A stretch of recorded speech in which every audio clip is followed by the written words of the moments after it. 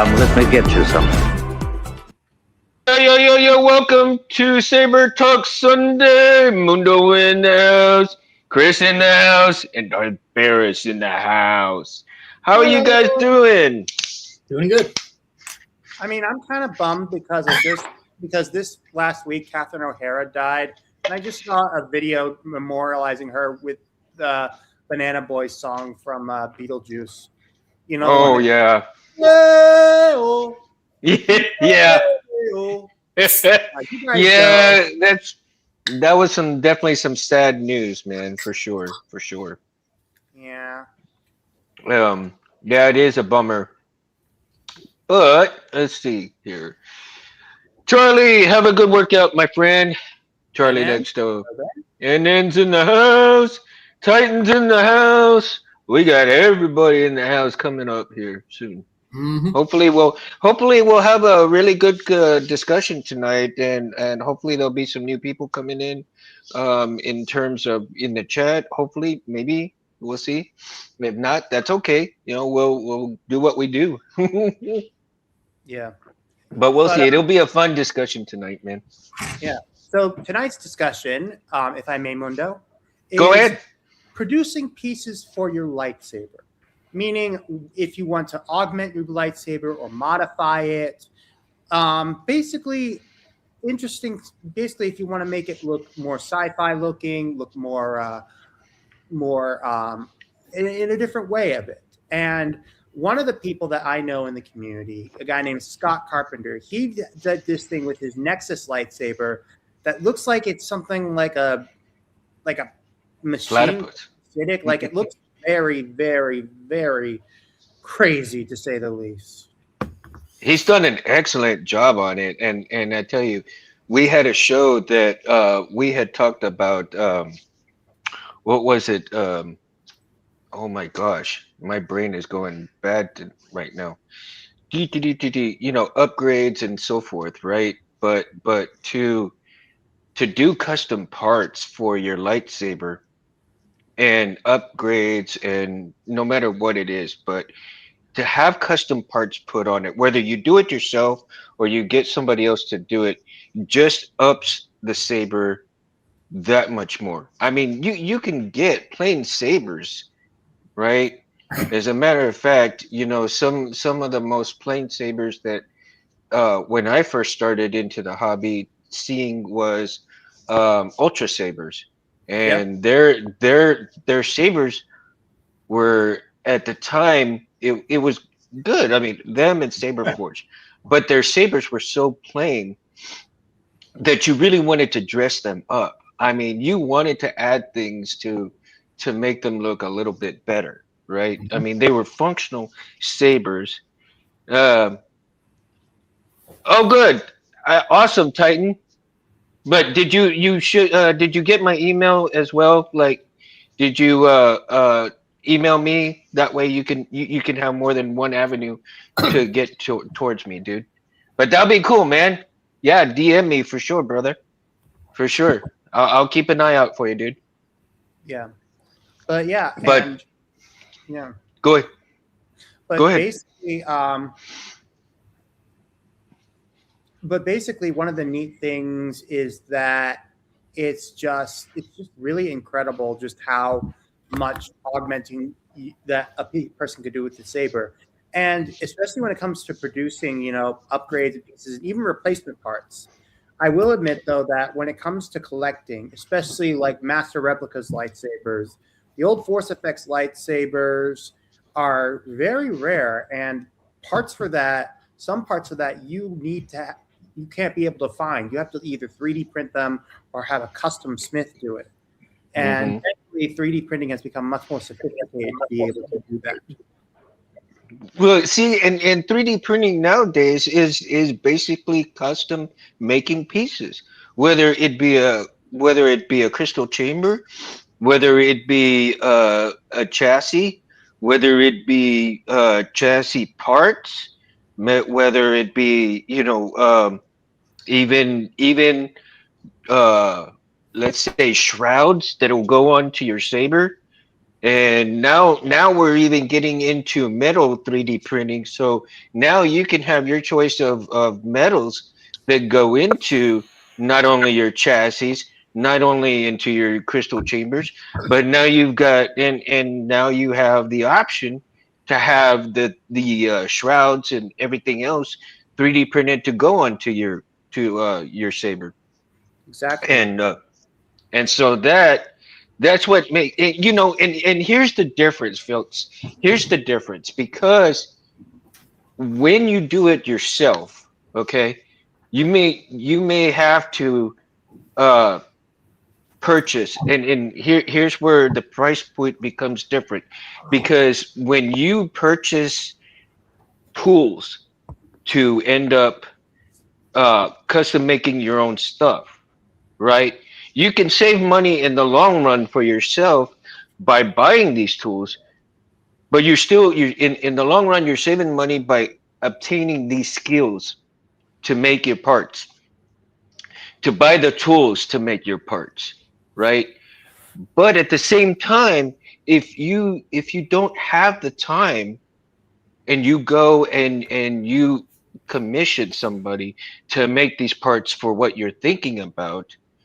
So you have the two avenues, right? You can learn how to do it yourself, or you can commission somebody to do it. Now, either way, it's going to cost you a little bit of money, but not, I mean, it's not going to break the bank either, depending on how far you're willing to go down that route, right? Some may have a little less, some may have a little bit more money to play with. Um, but it all depends on the individual and the person who's willing to pay a higher price for a better looking stuff, or even precious metals, right? Uh, Take for instance, if you produce something, some kind of crystal chamber, let's say, like Dimitri Stock, right? Have you Mhm. seen his crystal chambers? Oh my God, Stock is Oh, his expensive, new one is awesome. but beautiful. I mean, I if I had the money, I'd probably buy two or three, man. Be honest Mhm. with you, I would. But that's not the case, and that's okay. And that's okay. Eventually, maybe one day I will, right? But then let's say, what I've been like I've been watching. Some people are been using Dremels, right? The Dremels, they use Dremels to go ahead and make their parts, and um, maybe even get in do uh let's see, my train of thought is going on to something else, but using the Dremel, I saw earlier today, using the Dremel as a little bit of a lathe. I mean, of Mhm. course they used it with wood, but can you imagine if you're able to do that with aluminum, right? Maybe even take some of those small aluminum rods and work your magic and learn how to do some designs on those little rods, and then cut them and drill them out and all that good stuff, right? So again, man, I tell you, it's uh, it's it's a way for us to do things, and there's so many avenues to accomplish of what you're trying to get. One of the other things that like I'm doing, I can't. I'm utilizing a tool right now, and it's a common tool, but for me to up my skill a little bit, I am. Remember, folks, I've been telling you I can't draw worth a crap, man. I even screw up a stick figure, right? Oh, I you even see drew. mine. Oh I my goodness. I screw up a stick figure, but I've been watching these videos on learning how to draw, and I've been doing lines, I've been doing this, I've been doing that, to try to see if I can learn to get to draw in the chassis that I've been thinking about, to get it out of my head and into the real world. Mhm. And so, Rulers are your friend. well, yeah, they are. Ru- Use I rulers haven't got when there yet. I haven't got there yet, man. yeah. But I eventually I will, right? Eventually I will get there. And so again, utilizing tools to up your skill level, to utilize to get your skills of where you want them, because not and everybody's different, and it's okay no matter what your skill level is. Barris, you commission people to do the work that you don't have time to do, or you don't do, right? I do, yes. And that is, you don't know if you're wanting to learn how to do it in the future, or maybe you may not have time to do it in the future. But this system for you, commissioning people to do this work, helps you achieve what you're trying to accomplish for your sabers, correct? Yes, it does. And honestly, I just haven't been able to work to do it myself because I don't have the time to do it, and I don't have the space to do it. Like, Mhm. I don't want to burn down I don't want to cause a fire, in my apartment building or anything like that. Yeah, Mhm. that's a no bueno. But No bueno. if I may quickly segue back to the upgrading your lightsaber when it comes to outside pieces and whatnot, the Mhm. origins of that, I would say, actually come from when Roger Christian first did his first found the Graflex flashes and MPP flashes that he did for A New Hope. Mhm. And also, I mean, technically with the Kenobi lightsaber, I mean, all those were just extra parts. Most in the Mhm. house. So Yeah, yeah, and pieces, the parts can vary from saber to saber, right? Mhm. exactly. And for the Graflex in particular, this is my Nexus Graflex in its Kenobi series form with the cover tech wheel. It's as simple as just swapping out pieces because of the bottom part. I mean, just for Mhm. example, if we wanted to go Empire Strikes Back, all you need to do is, It's got. and we add the bottom bit here. Mhm. And keep in mind that the difference between this one and the A New Hope grip is that this one has 6 grips instead of 7. So as you can see, Mhm. Mhm. and then we swap out the glass eye for the extra button. And Now with that glass eye that you just took off, and you swapped the glass eye, can that specific glass eye go onto any other Graflex? I would say, considering Nexus based their newest Graflex off of how 89 Sabers did theirs, I would say that the threading is remarkably similar. Mhm. So, yeah. Okay. How did you get the Kenobi series config? Well, Lord Masters Paul, what I did, technically, what Chris did was what it looks like. Yes, the cover tech wheel is attached on the opposite side of where the clamp box is located. And basically, to make it even more realistic, I would detach the D-ring section so that it would just be a flat bottom. Um, but yeah, this basically it's simple and how they did it. And honestly, and if I wanted to make this look like the actual hero saber that we see in Empire Strikes Back, I would take off the beer tab on the back and I would replace the Wampa Cave card with another clamp card, which, by the way, these clamp cards are from Sloth Furnace, and they fit this is the Nexus version of the, this is a clamp made by Nexus, and it fits perfectly. Nice, Mhm. nice. Yeah. Um, I want to address at Lord Master Pod. Thank you for joining the chat, man. I haven't seen you here before, so welcome to the show. Welcome to the chat.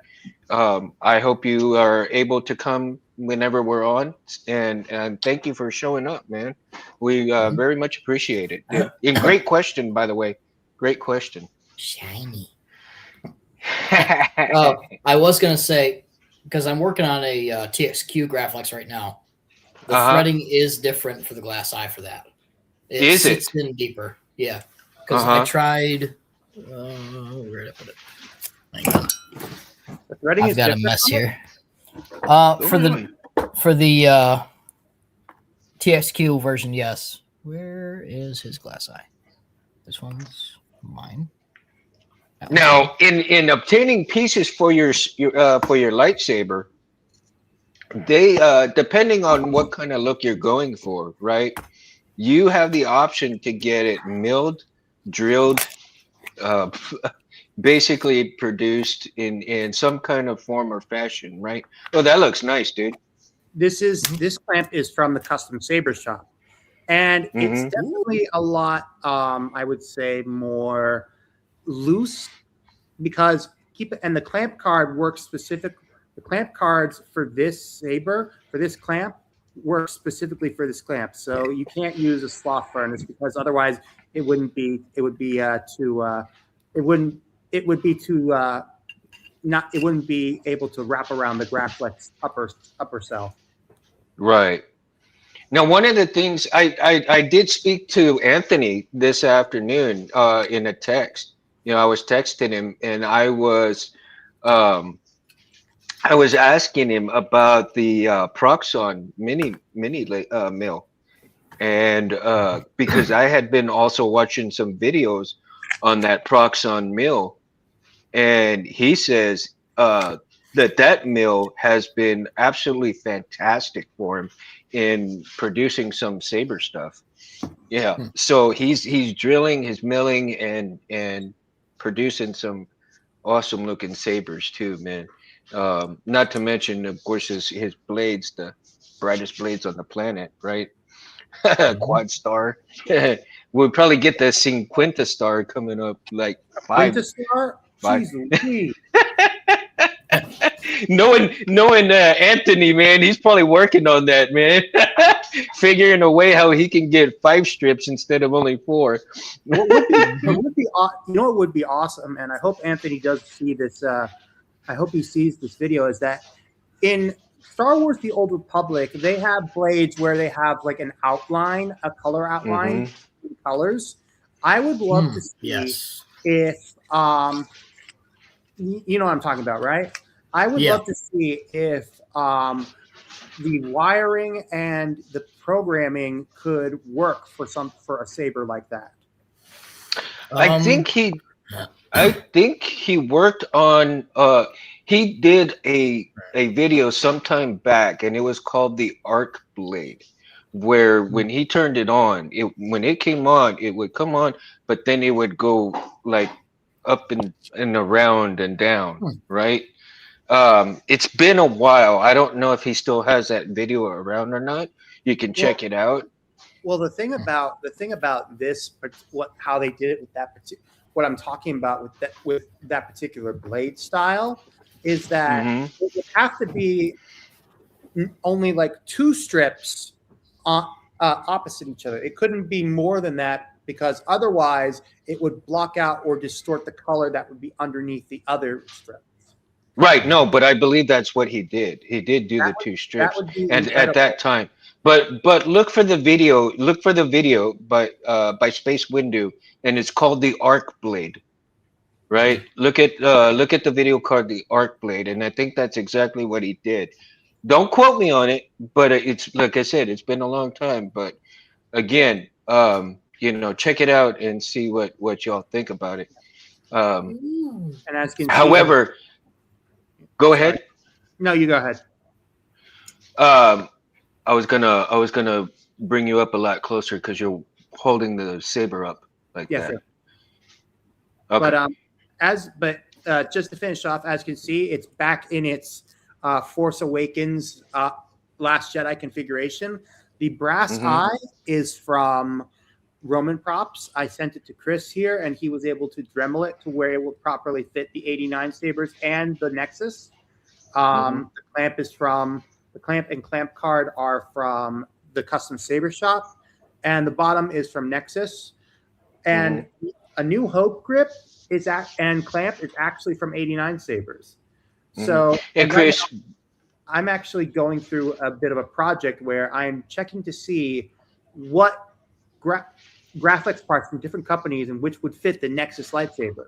So that if you Hmm. ever end up wanting to buy a Nexus lightsaber and you want to buy, different parts to, create your own custom builds, I am going to be testing and sharing the different companies where your saber can fit on there. So this is, and I when I posted this on Instagram last uh, Friday, I kind of tagged all the Nexus reps. I basically asking them to look at this and be like, "Hey, look at me! I'm doing something that might benefit you guys." Although I'm not sure if they'll probably reply or not, but I mean, a guy can dream. But Hmm. ultimately, We all dreaming. but I think this is a really good thing because ultimately it offers more versatility for a company to be, especially when it comes to the graphics. Basically, when you have there's 89 Sabers graphics, and then there's the Nexus graphics, and I like to think that the Nexus graphics is definitely it's a cheaper alternative, but at the same time it's more. It also gives the affordability, and it gives the Hmm. collectors a more wanting desire to have it. I need someone to show me my place. Question is maybe a bit stumped on the type of switches to use, and I'm looking for an install-friendly switch design that will be easily removed to allow disassembly for weathering, etc. Um, Yeah, it really depends on honest, location. Mo,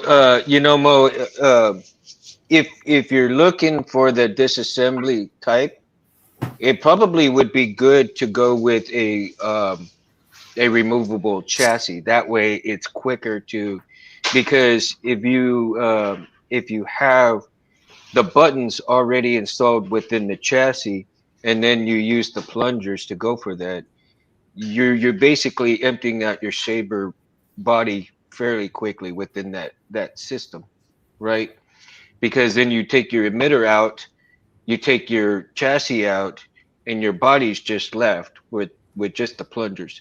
So you can easily go ahead and take out, uh, do whatever you need to switch up, and that would be the easiest way to be able to switch out switches that way, right? Because you can modify whatever plungers and different switch heads on the top of the body, as opposed, because you're gonna have, probably you're more likely gonna have like those SMD switches that go into your chassis, and then you can modify your switch and your plungers any way you want to work with that removable chassis, right? So let's say you want to use uh like a knurled button kind of thing, and then so you want to and those are working for you for whatever saber you have. Well, you decide that you don't want the neural buttons anymore and you want to switch out those buttons. So you take out the chassis and you basically figure out what other kind of button system that button design that you want to use with those plungers, and go for it and switch out the button design.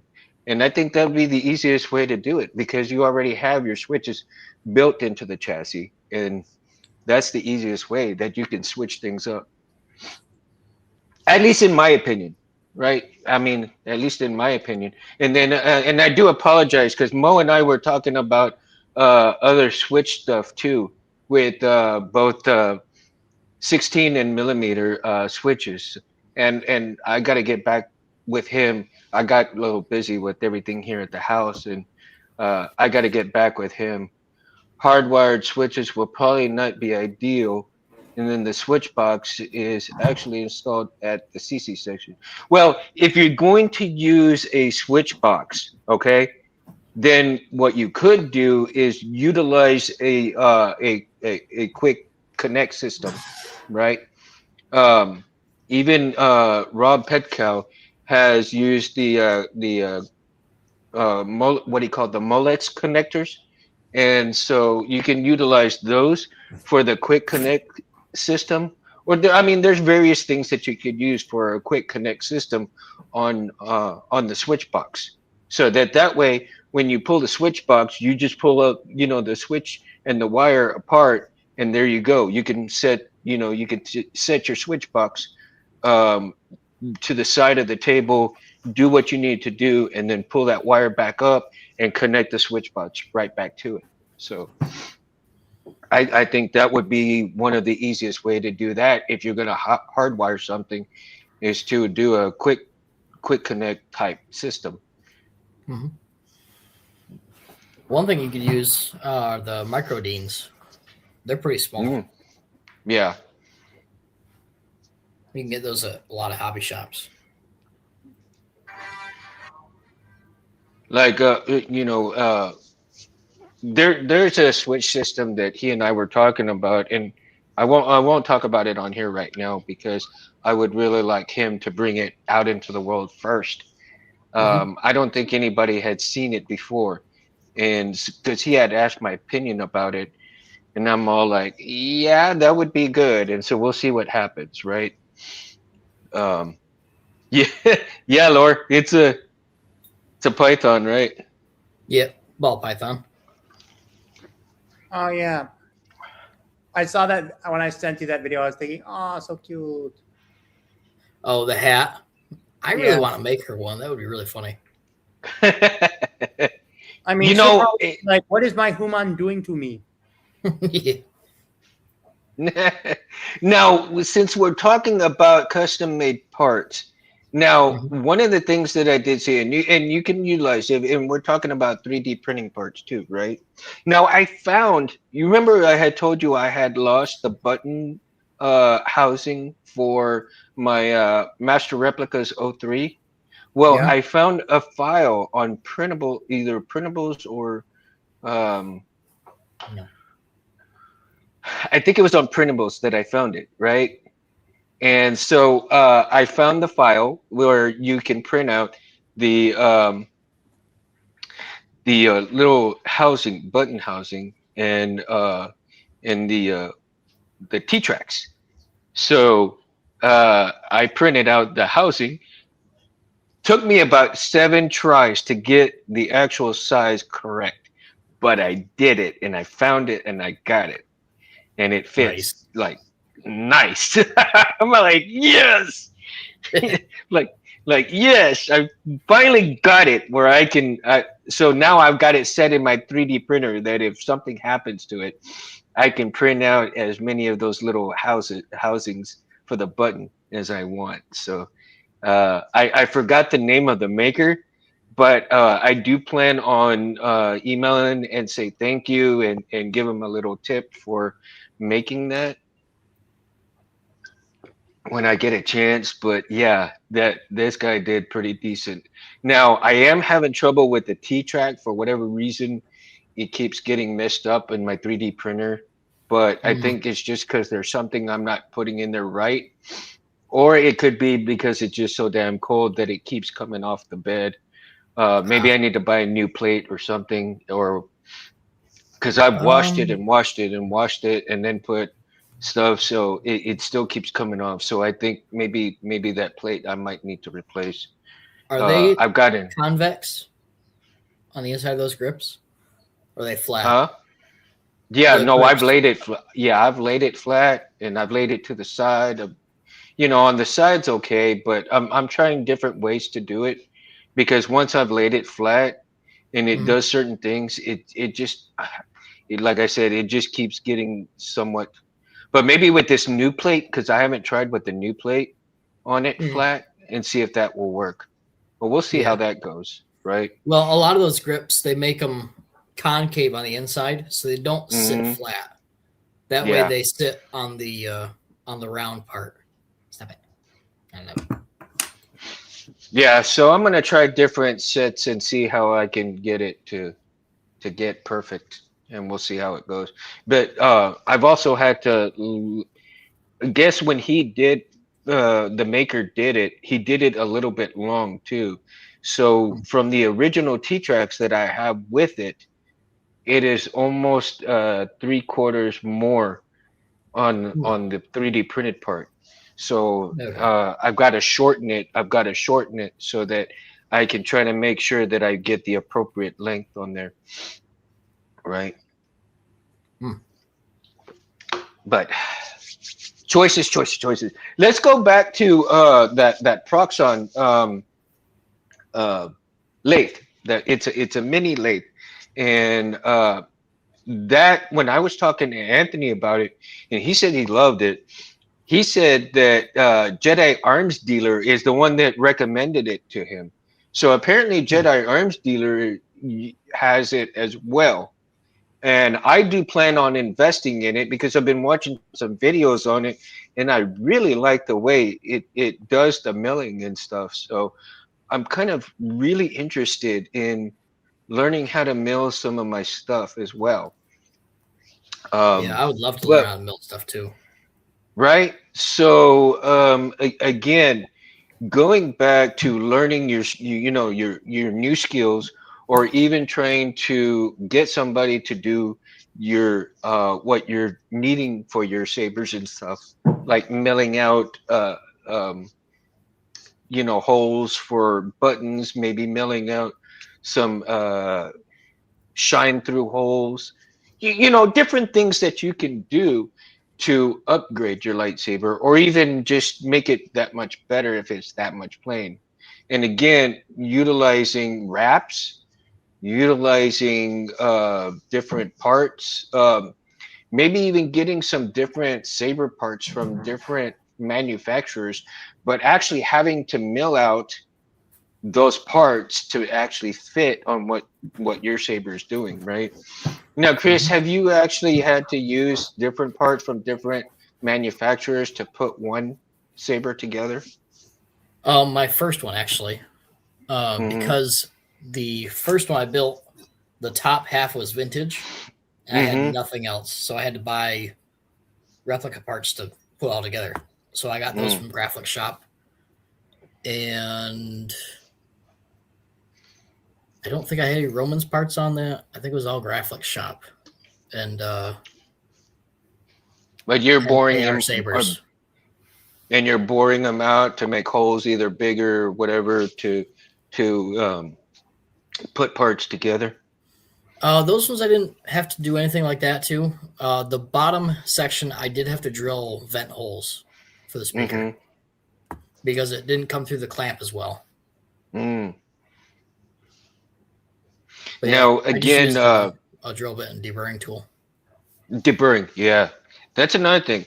Some of these companies that you'll get some of these empty sabers. Sometimes you end up having to deburr some stuff because Mm-hmm. they get either sharp edges, or maybe their holes weren't finished to the point where they deburred, on the inside, and you're gonna have to come in and do it some of that stuff. So I was watching some Dremel videos where they actually had these long shanks, um, and they had these um, parts that you could get, these bits that have the long shaft where you can get into your empty sabers. So if you had anything that you could burr out and smooth out, you could get in there. But of course, you have to go in a very, very slow and steady motion to get that done, right? Because you don't want to mess up on the inside. But anyway, if you've got a sharp edge on the inside, or when they drilled the hole, they didn't they didn't sand it down correctly and so forth. So you could buy some of these bits from Amazon, which is what I'm going to do pretty soon. And I found a deburring set, as well as aluminum carbide heads, so that I can drill holes and make some kind of stuff with parts that are kind of messed up, scratch and dent parts that I do plan on getting and utilizing, and working my way into making some parts functional after all of that good stuff. So we'll see how that's going, right? So there's some plans for me to up my skills in that kind of department, as well as acquiring the Proxon mini mill and hoping to learning to do that as well.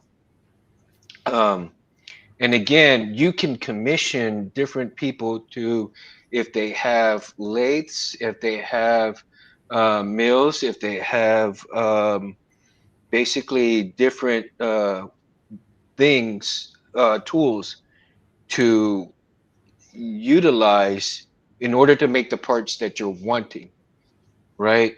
So let's say if you at let's say the shroud, okay, you don't have time to make a shroud, but you want to commission somebody to make the shroud, and or you just don't know how to make the shroud, but you want to, and you have an idea of what you want to do. So you tell the guy, and the guy does this, brings it to you, right? Now, and then on the flip side, you want to learn how to do it. Well, if you want to learn how to make shrouds, Rob Petcow, who does some of the videos, tutorials for the Custom Saber Shop, has a video on how to make a shroud for your lightsaber. So you can utilize that as a tool to get your sabers, whatever shroud you can think of. If you can put it on paper and do it that way, I tell you, you can pretty much do anything that you put your heart to for your saber. Oh, definitely. I mean, Now, I've seen guys make have shrouds you? from everything. Steel tubing. I've seen some really cool shrouds that guys have made. Yeah, honestly, they have made some fantastic shrouds. Now, have you guys? Ah, man. See, and I still have some shroud material in my garage. I haven't fully used yet. I mean, it's still a good amount. Have you guys watched the Rob Petco video on shroud, on making a shroud? I haven't yet. No. I have not. No, you have not. Okay, well, you guys got homework. Yeah. Check it out, man. Check it out. It's pretty interesting on how he makes the shroud for the lightsaber, and of course, he utilizes a bandsaw, okay, to Okay. cut most.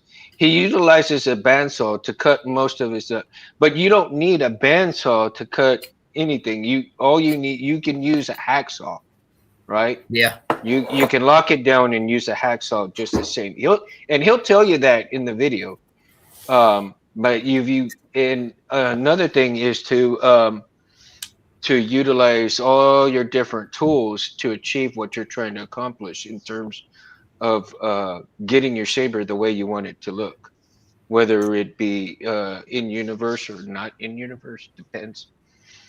But of course, everybody's different. Everybody has their own different taste of things as well, right? Well, I would say also going back to some of our older videos. I mean, adding heat staining and rust or welding or different metal scarring, I mean, also works to it as well.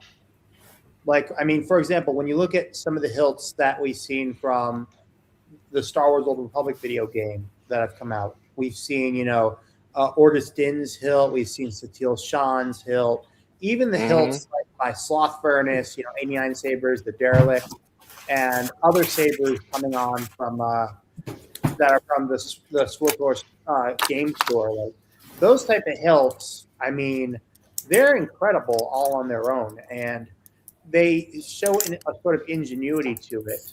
It's unfortunate that there aren't as mass produced, which I'm hoping that there will be, that a saber company out there will do that.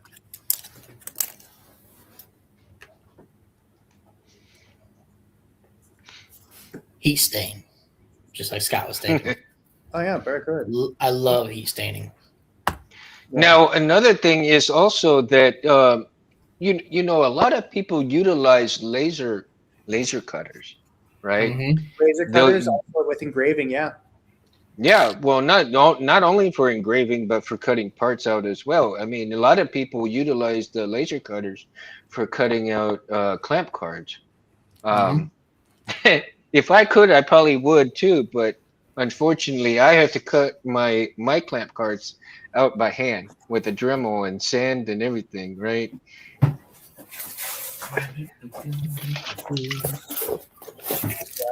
Ta-da!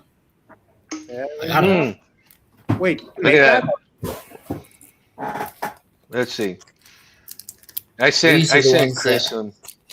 Yeah, Mundo sent these to me. So I'll be using a couple of these. One I might No. put into my my Vader. Mm-hmm. Wait, what are those? Oh, those are the ones that are you can put them under. Yeah, Oh, you put those it are my. under, you put Yeah, it those under- are clamp cards that I made by hand. Yeah. Yep. Yeah, you I'll put probably it use under, the green one. the green one. You're supposed to put it underneath the bubble strip. Yeah. I mean, it's not like what Sloth Furnace does, but those are really impressive. Seriously. They are really nice. One of these I might put on a scrap flex Mm-hmm. and add some wires. Mm-hmm. That's what I did got with mine. Spools and spools and spools of wire. Yeah, well, see, like that's what I did because what I did was I took some SMD. I took some SMD tack switches and I ran the wires, and you could see the wires going through the little holes like that. Yeah. And it makes it look kind of cool like that, right? So if you space them out appropriately, and then you see the different wires going out and into the holes and then down, it looks pretty cool, man. Yeah. Like Pretty cool. One. I think I'm gonna use this one. And they're wicked. They will fit the box one. They will fit the box one from the custom saber shop. Okay. Either the regular one or the low profile. Yeah, I mean you could sand them down a little bit. Yeah, But man, it took a couple of hours of sanding just to get them in there right. Because whew. They might fit in this because I can adjust it. It just might not fit the bubble strip that's in it. Well, check it out. Maybe if you might not have to do that much sanding for it to fit in there. My Rogue One Vader, I'm going to be doing soon. So I was looking. I was looking into the chassis for the MP the 3. DV3. DV3. Yeah. Was it KR that has the other version of what I've got? Mm-hmm. Speaking of chassis, Tim from Tierfon Orbital was doing a sale on some hilts, and he had Saber Armory. And he had some one of the hilts he had sales was an MPP ANH, and really, oh nice, and the bottom part of a crystal chassis. Yeah, this one's gonna have a dual crystal chassis in it because the Vader Saber is a dual phase crystal. Yeah. By the way, Chris, what I did with my Kenobi ANH was I'll be right back. The original one, when it came to me, it was clocked. The pommel was clocked to where the D ring would be like right around here, which doesn't really work when you're down. So now I was able to get some rubber O rings, and now it's clocked around right here. Oh, so that is clockable. When I tightened it back down, the bottom piece, the very bottom, actually does come off, and you can actually clock that whole thing. Oh, because it's a multi-piece pommel. It's just really tight. You might have to use some rubber gloves. That's what I used. I used those nitro gloves. They gave me enough grip to get it to tighten. Yeah, well, I don't have rubber gloves at the time. Hold on, let me get some pliers. Sorry. That was me and the plumber strength. Well, yeah, I know. Let's see. This might help.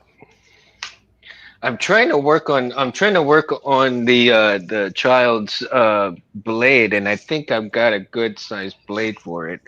What is it? So is it a 7/8 or a 3/4? Yeah, it's a 7/8, right? Yeah. Why would they make this tight? Like seriously. I tightened it. That was my fault. So Well, listen. Either way. What do you think? What do you guys think? That should be a good size, right? Oh, that is a good size. I mean, yeah. I mean, personally, I would just go with a 28-inch blade, but then reminding myself that Grogu hasn't fully grown up yet, and I'm just like, yeah, that could work. Well, see, that's the thing. When you oversized cheese knife. Yes. That's what I was thinking, right? But yeah, no, I mean, you can't make a longer. I don't think you can make a longer blade than this because, of course, you have to make it appropriate to the saber. I mean, you have to make it appropriate to the saber.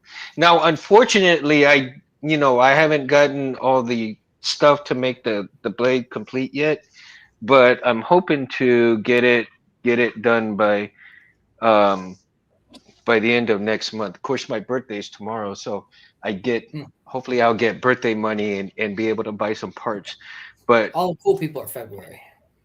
Right. So here I've got either way, I've got part of a blade, part of a blade thing just to kind of, because I was going to make a lamp saver blade, and of course I'm still kind of, but see with the child, I got to have that recessed blade in there, and so in having, I've never done a recessed blade before, and I was asking Anthony about it, and I was watching him on make a blade with Harris, and they were making a 7/8 inch blade, but with the 7/8 inch blade that they did, it was not an LED, it was an in-hilt LED blade. And so it was a little different than what I was expecting to see. But at the same time, I know I've got to go and watch some more videos on making a 7/8 inch blade. And I believe Jeremy from Solos has done thank you, dude. Thank you, Mo. I believe Jeremy from Solos has done a recessed blade and how he did it. And so I need to go back and watch that video as well and learn how to because I've already got my measurement, and my measurement depth within the blade itself is 7.75. And so if you're looking into here, that only goes right up to here, right? Yeah. And it's about that much that I do need to take stock off, and I've already made my mark. I don't know if anybody can see the mark right there, but I made my mark where I can take that piece off too, to fit the LEDs that I actually have in length for it. This is a little bit longer one. This blade right here was for the lamp saver, and I never got around to doing it, so I have to order more parts to get the lamp saver going and to get Grogu's. What I may end up doing though is not utilizing these strips, just buy all new strips, probably 4 sets of strips, and maybe not cut anything out of this thing. Do the blade, and then do another blade so that I could have my 7/8 inch blade for the crate slayer, because the crate slayer is also a 7/8 inch blade, right?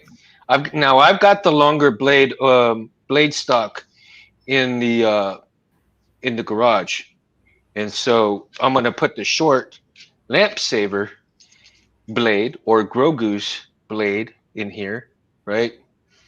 Now I'm going to turn this on, and again, thanks to Jeremy at Solos for the free install that I got from him when I won the Christmas giveaway that they did, and I'm going to turn it on, and let's see here.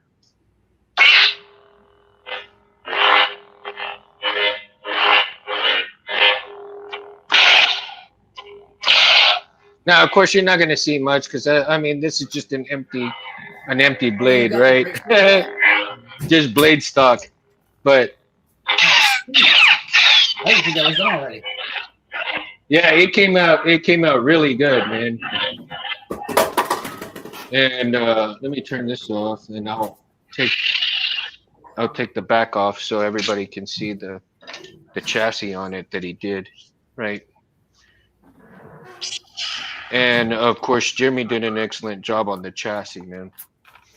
Yeah, it always does. And that's another reason why I like seeing his vids, man. His chassis are like freaking awesome, dude.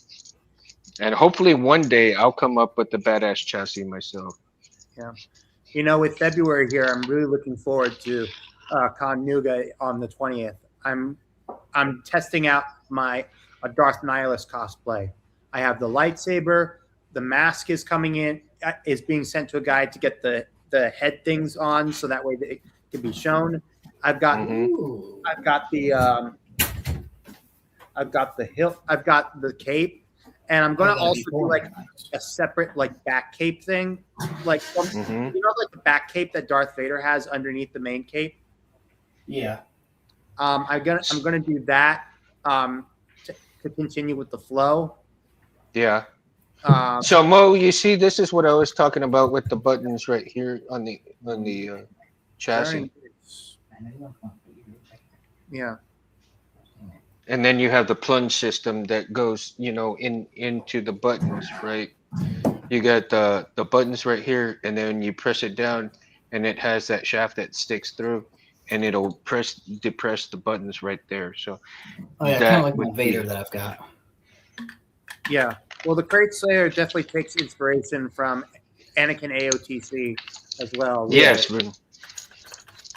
And as well as the augmentation of the buttons there. Mm-hmm. It is a beautiful hilt. Oh, it is. I mean, it's gorgeous, dude. When I first saw it, I was like, I don't know if I like that one, but now I really like them. I might have to get myself. Yeah. if they make if Leon decides to make another run, dude. Yeah. I'll probably get a used one. Speaking of Leon, one of his hilts that he did, the Wrangler, it's sort of based off of Darth Xana's hilt. Mythomix Carter, he came out with a Darth Bane, Darth Xana duo font today. Today, right? Yeah. Did it come out today? Yeah, it came out today. And here's the thing: a Darth Xana font is extremely there's not a modern one out there. The closest one that of today there was one that was updated in 2021 by Jedi FX, but at the same time, it's from 2021 when the last update was. A font like that, it's a lot of stuff has happened with CFX and with Profi in the last few years. So the fact that this is a new one is very, very good. Mm-hmm. Yeah. I just bought another CFX. It'll be on its way tomorrow. Nice. Wow. Albert Flores had a couple of used boards.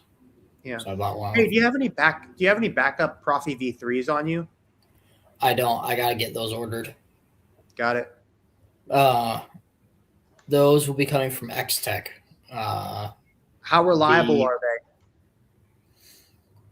I haven't ordered from them yet. That order will be after the 89 Sabers, so probably a month and a half or so from now. Okay. Thank you, Charlie. So I'll have 10 boards. So. Oh, cool. I'll have plenty. Oh, I bet. Yeah, the storm is killing you. I bet. It didn't get that bad over here. It only got to like 30, 32. So we never lost power or anything, so we're good to go here. Yeah, in Chattanooga, it actually snowed a little on Saturday, and it was so beautiful. We got snow. I got stuck in my driveway. Well, you live up in upstate New York. Yeah. And I drive a manual, so it's not even. You drive a manual? Oh, you poor. That's a good car to have. Oh, dude, I used to love driving the manuals, man. They were a lot of fun. 5-speed. They were a lot of fun, man. One of my greatest friends, Troy. He lives in Oklahoma now. He taught me how to drive standard, and that one of my greatest trucks was a Chevy Cheyenne 5-speed. And dude, that thing could book it. That thing went through hell and back. Just like lightsabers, man. Just like lightsabers. If you can get a lightsaber that can go through hell and back, it's a good saber, man. 89 sabers, way to go. Yeah, they're good hilts.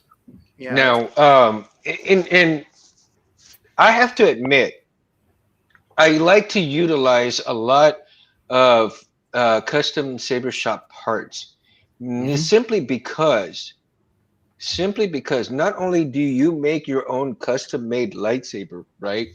You can design it the way you want it, the way they have certain things going on it, but you can also modify things for that particular saber without really destroying some of what was going on with that type of saber look, right? You can only enhance the look on there. You can't really destroy the look of it. So that's one of the reasons why I really love the custom saber shop stuff. And as a matter of fact, when I do start selling stuff and making sabers, the sabers that I am going to produce are all going to be mostly custom saber shop stuff. Rich is in the house.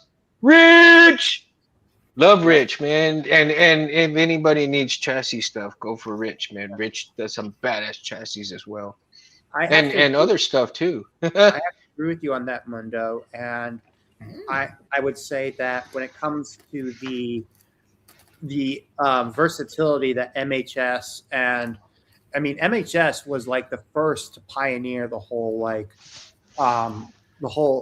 variable hilt parts and whatnot. Like basically everything that we see from LGT and TXQ, I mean, it originates from those original ideas. And plus I mean, it was also with Park Sabers originally, and then came, with Ultra Sabers, it's where they mostly get their stuff from. Yeah, I really like their stuff, man. I do like that they've branched out recently when it comes to different parts. Like, for example, I definitely want to do I want to do more grips for my graphics. For example, I have a new hook grip right here. I have a Empire Strikes Back sequel trilogy grip, but the problem is in the original trilogy is that the original ESB grip section had black screws on the bottom, and but they were painted. So now what I want to do is have a bottom ESB part made that uses the black screw bits. And thankfully, with the Custom Saber Shop, they have the Graflex Shop's kit for that. I'm not sure if they have it on stock or if they bought multiple ones. I'll have to ask before placing an order in. But ultimately, I really, really, really would like to. Basically, I'd like to make 2 extra versions. I want to make two grips. I want to make the standard one we see from ESB with the black grips, and I also the black grips with the black screws. But I also want to make one based off of what we saw with the Dagobah prop, where it's a little bit rusted and one of them is a little bit bent. One of the grips is bent. That one is going to be for my Ranch Saber build. For those of you who don't know, the Ranch Saber build is basically the accumulation of all the little different Graflex parts that were left over from the original trilogy, and they were combined into one Graflex hilt that is still on display at Skywalker Ranch. Wow. That's cool. And it's the one that was the inspiration for the Episode 3 hilt. Yeah. Now, thanks to thanks to Chris, I was actually able to acquire a second F-16 from the custom saber shop as well, and that now completes my both my Scorpion and Sub-Zero hilts, right? My Mortal Kombat hilts, and so now I need to get. I probably will commission somebody to paint them a little bit for me. I don't want too much paint, but I need to install them first before I get the paint job going, and then once I get the install done, then I'll send them out to paint. Um, and I have what I do want is, and I hope it's gonna be kind of cool, like on the on the tip of the yellow one. I think I want to get painted a scorpion's, dagger and chain bit, right? Oh, that'd be Uh, cool.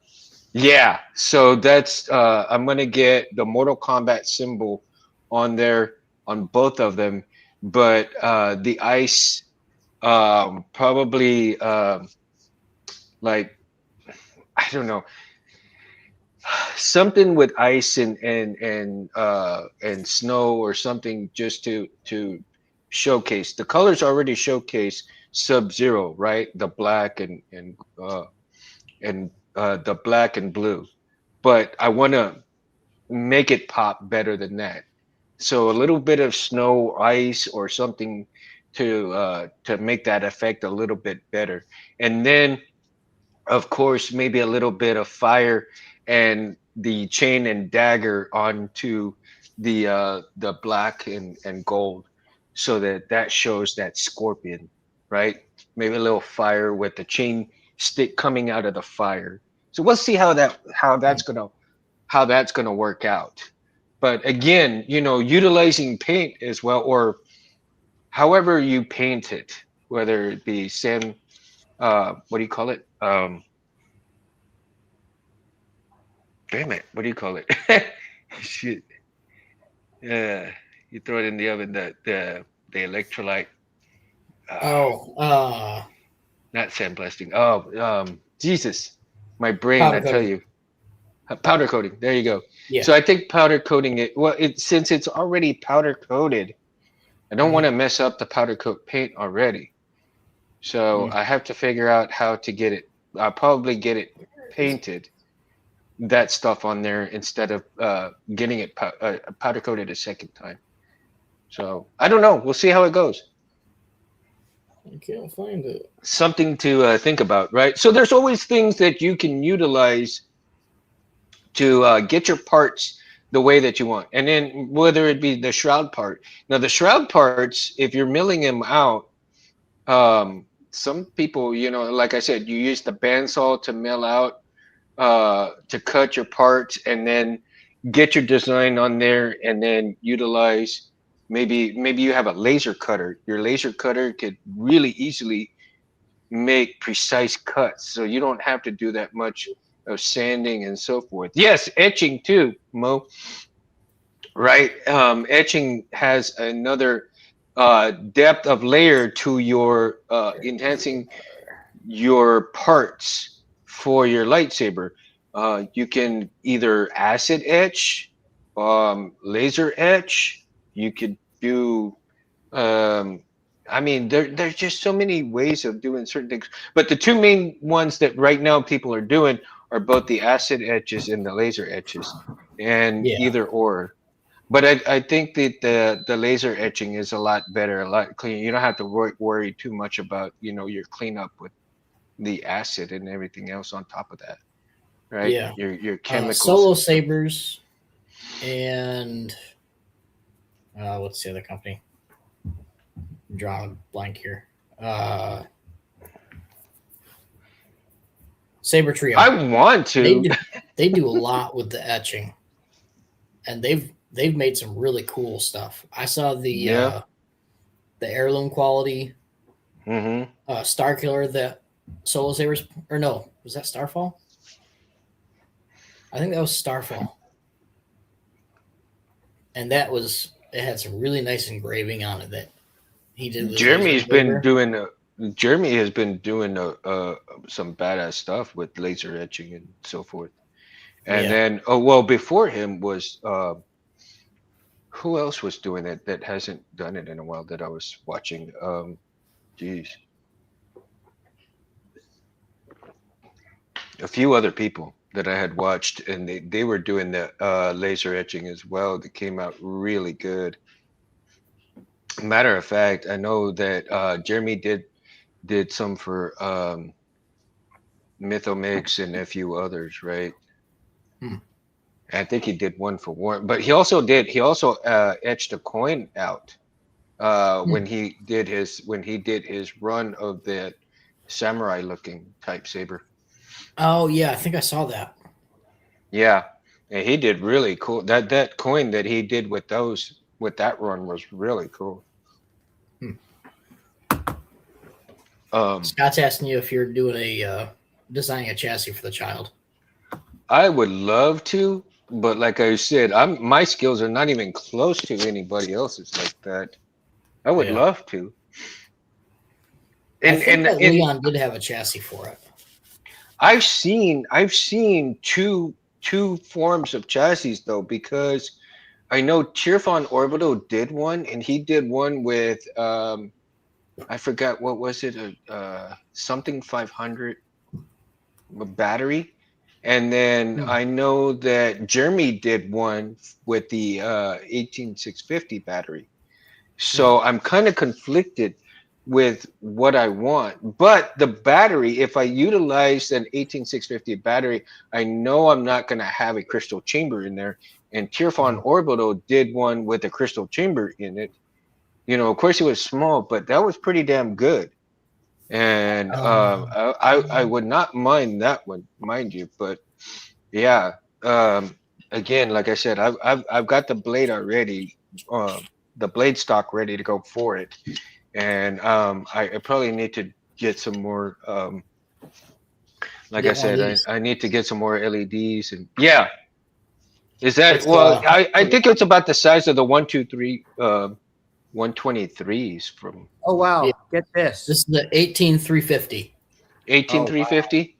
Yeah. What's the milliamps on it?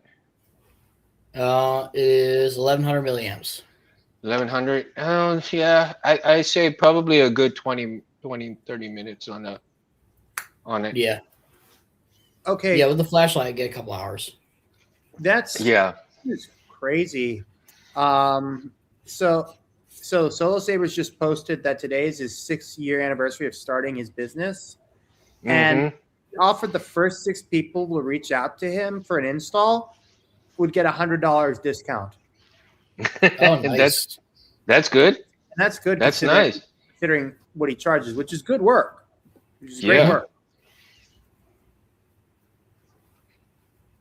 Yeah, definitely for sure. I mean, I have the proof. I have a chassis, man. And I guarantee you, you will not be dissatisfied. But you will not be dissatisfied either if you get a chassis from Rich. Because man, I tell you, Yeah. Rich does freaking He awesome does work as good well. work, but he's busy, so it's hard to get a hold of him. Yeah, very busy. Amazing guy, dude. Amazing guy. I could have not met him. Yeah, did I tell you guys that he came to Corpus one year and we went and had a drink together, man. And they're uh he and Kelsey, they're just like beautiful people, man. Awesome people. If you ever get a chance to meet him, just beautiful people. I hope one day he'll come back to Corpus and we'll have another drink together. Or I can go up there and to Frisco and well, I may go to Frisco one of these years because they're building I think what is it uh uh the one in Orlando. What's that theme park in Orlando? Um, dee, dee, dee, dee, dee. Oh, Galaxy's Edge. Yeah, well, no. Oh my gosh, I just saw it the other day, and I'm telling you, uh, man, like Epcot Center. Um, Jesus, my brain. Oh my God. um, what's that studios that does like all the rides and stuff? The Like Universal? yeah, there you go. Universal. Universal Okay. Studios is building a theme park out there in Frisco, man. Oh, And nice. so if they're here in Texas, and I may go visit that theme park one of these years when it gets done.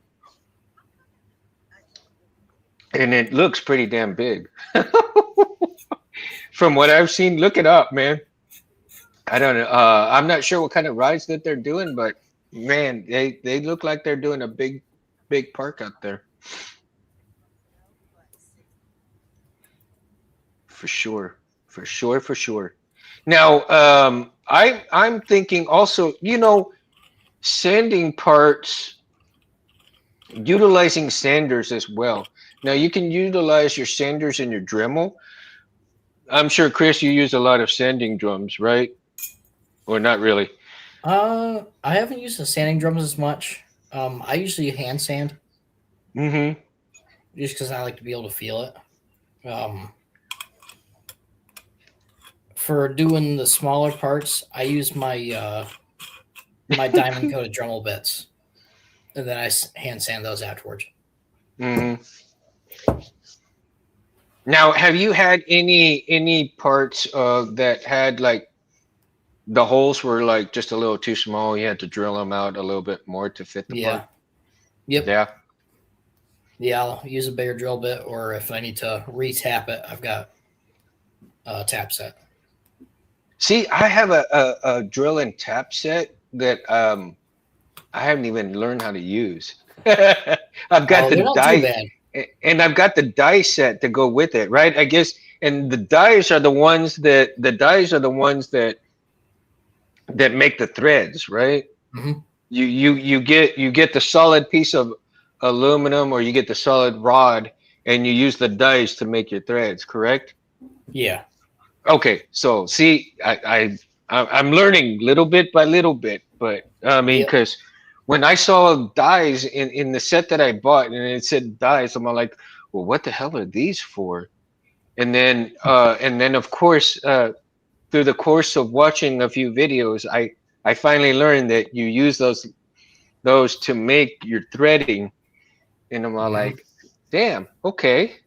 All right, so I can buy these rods, cut rods, and make my threading according to what I need as far as my needs.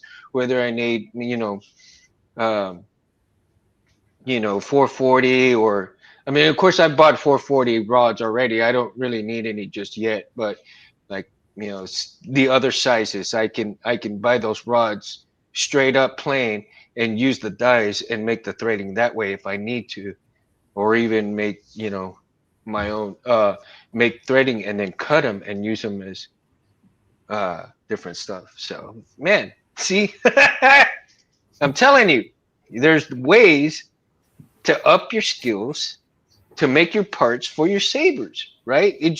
You have to take the time to learn some things. And believe me, if I can do it, I know you guys can do it. And I'm as slow can go.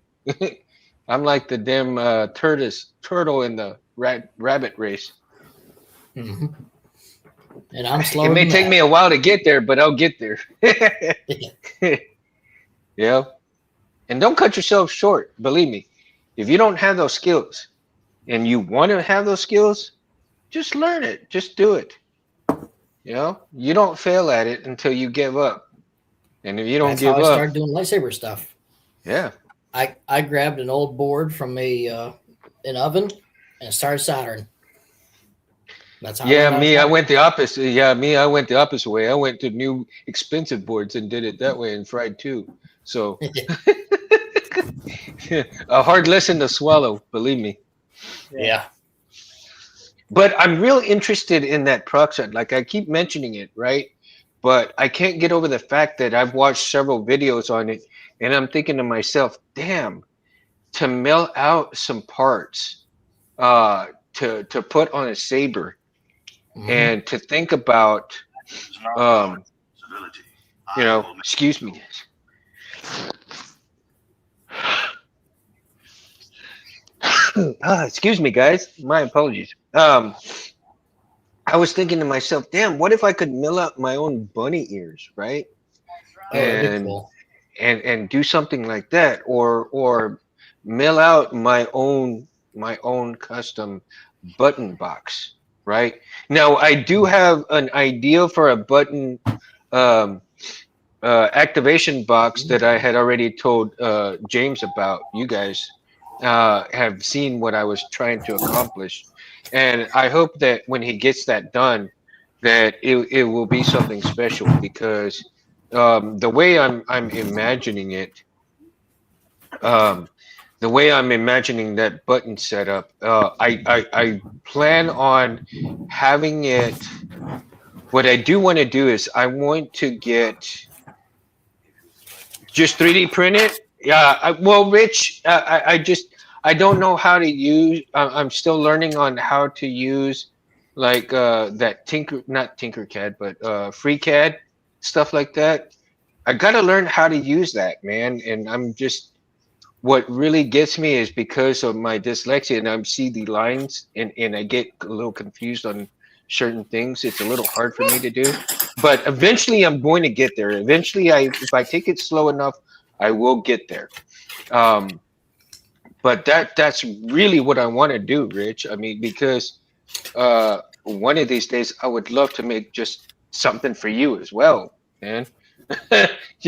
Something that I've come up with, something that I have done myself, and as repayment for everything you've done for me, is something that that would go back to you from me. So that's my one of my goals, dude. And anybody who's really helped me out doing a lot of these things, I want to give back to people, right? Yeah, it takes a lot of practice. For me, it takes a lot of practice, and but I will get there. I will get there. That is my attitude of I will get there. May take a while, but I'll get there. I mean, I learned how to make blades. I've learned how to make certain things. I've learned how to wire up boards. But yeah, I mean, I think I can do that, and I will get there.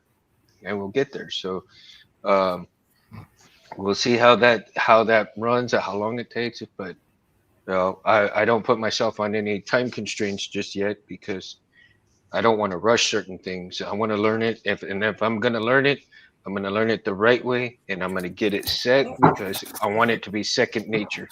Boom. Let's see. So again, grips and stuff too, right? So grips, making your own grips, 3D printing your own grips, 3D printing your chassis, 3D printing your shrouds. I've got a couple of shrouds that are 3D printed, man, and those are some freaking awesome things. One of the shrouds, and of course you've seen the shroud that I have right for the warlock, and it's over there in my bedroom. I'm not gonna go get it, but the one that it's signed by Darth Maul himself, and I plan on producing one of something close to that one of these days as well. So uh, the 3D printer that I have is it's an awesome thing, man. Awesome thing, and I'm still learning. I'm still learning on how to tweak things within the 3D printer to make things a lot better. But not overall not bad. And I have to thank Rich because Rich is the one that said, when I was really um, struggling with the decision on what kind of 3D printer to get and whether I had get this printer or that printer or the printer that I have, which is the Centauri Carbon. Um, I made a great choice, and Rich said, hey, the Centauri Carbon, the Elegoo, you can't really go wrong, and or Bamboo, you can't really go wrong either, man. So whichever one you decide, and so I made my decision based on Rich helping me out with that, and you know putting me in the direction where I need to go. And my I've heard a lot of stories of bad things happening with this 3D printer, but I've also heard a lot of good stuff, and mine has been a workhorse. Like it's just been going and going and going and going. I think I've only did a maintenance cleanup once in the time that I bought it last year. And I tell you, that thing just keeps going and going and going. So it's cool. And then, like I said, I'm still learning to tweak things. So again, whether you commission somebody to do certain things for you, or you learn to do it yourself, either avenue that you take can produce, elation, happiness, so forth. Sometimes regret, depending on, well, what if I went this direction? Well, you can't really base your decision on what if, right? Don't base your decision on what if. Chris, if you said, what if I did this, and you did that, have you ever had that time where you said, well, if I did this, this is what would be the result of it? And did that result actually come out, or did it come out better than what you expected to come out? Yeah. I say I started doodling because you mentioned bunny ears. I'm like, bunny, I can make custom bunny ears. So I'm just like, oh, so I drew those. I'm gonna make. I've got one. I've got one up in here. Yeah, I've got one up in here that really, really just kind of, I can't get out of my head, but I have a feeling that it may be kind of cool. And I'll share it with you guys all later on when I start drawing a little bit better, right? Mm-hmm. And so takes practice. Like I said, it does. Get yourself a decent ruler. That'll help you keep the line straight. I've been doing all freehand stuff, man, because like I said, with some of the videos that I was watching, oh my God, my wife's just making faces at me right now. I'm trying so hard not to laugh, right? God, baby, now I've lost my train of thought. Thank you. So she's like, success. Yes, yeah, that's her. Yeah, she likes to mess with me a lot, dude. But it's all fun. So drawing, I've been drawing freehand, right? In the videos that I've been watching, and it tells you to draw lines, but do certain lines, squiggly lines, this kind of line, and then but you lock your elbow and you go your whole arm this way. Then you do your wrist and do it that way, and then this and that. And I'm like, oh my God. And so I was able to somewhat draw that little picture that I sent you guys, that I sent James. That was the result of me ever drawing something somewhat decent. So I've actually been able to try to improve on that just a little bit, right? Yeah. On that button deal. And so again, a little bit, each day I do a little bit more curved lines and do this so that I could try to make the speaker pod first. So what I'm doing is I'm making the speaker pod first, and then once I get better at drawing something, then I can add to the speaker pod of the parts of the chassis to go up.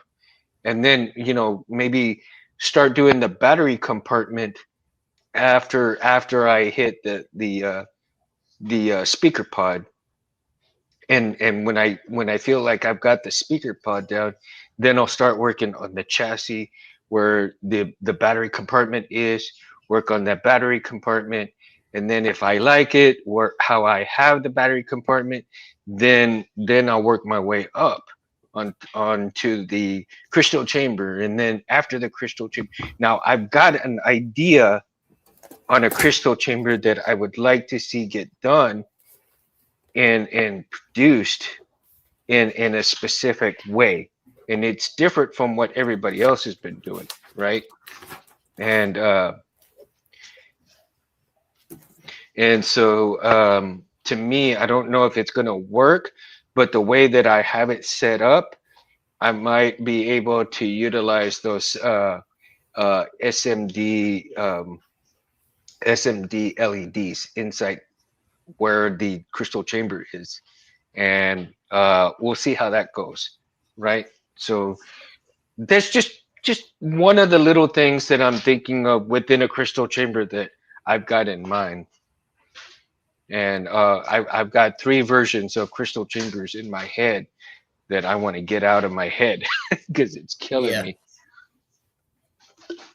That's when you start doodling. Mm-hmm. That's when you start doodling. And boy, I've already gone probably through, I want to say half a spiral notebook. Yeah, I just bought this one. I just started doodling this one.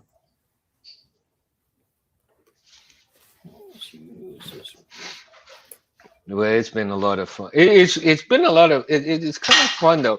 And one of the things that I did hear that you really have to monitor yourself when you're doing that, because as an artist, as a drawer, you tend to change things up so much because you don't like a certain thing and you keep adding and you're never satisfied with what you're drawing, right?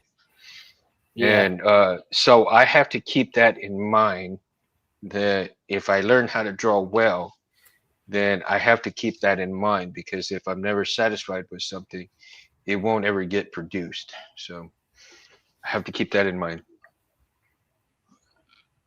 But yeah, so now have you utilized, Chris, have you utilized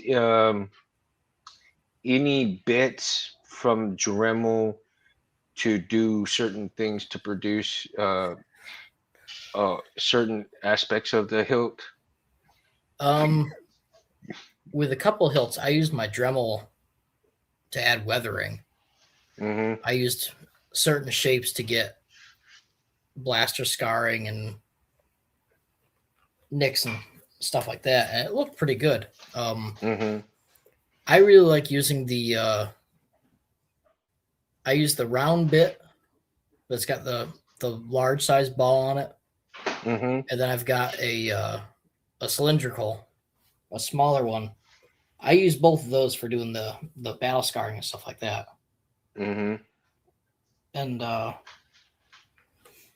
and I've got a carbide right here. Yeah, is that the aluminum carbide? No, it's just regular carbide. I use that. It's got the carbide spiral. Mm-hmm. I use that for doing detail work as well. If I want to add some scratches or, write some sort of airbrush or something like that on it, which I'm not very good at doing airbrush. I've only done that twice. So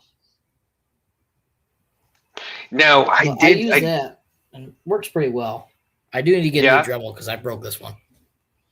Have you used any of the M3 or M4s type knurled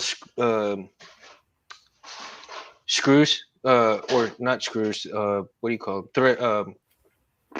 Nuts. The knurled nuts. Oh, the knurled nuts. Mm-hmm. I used a couple,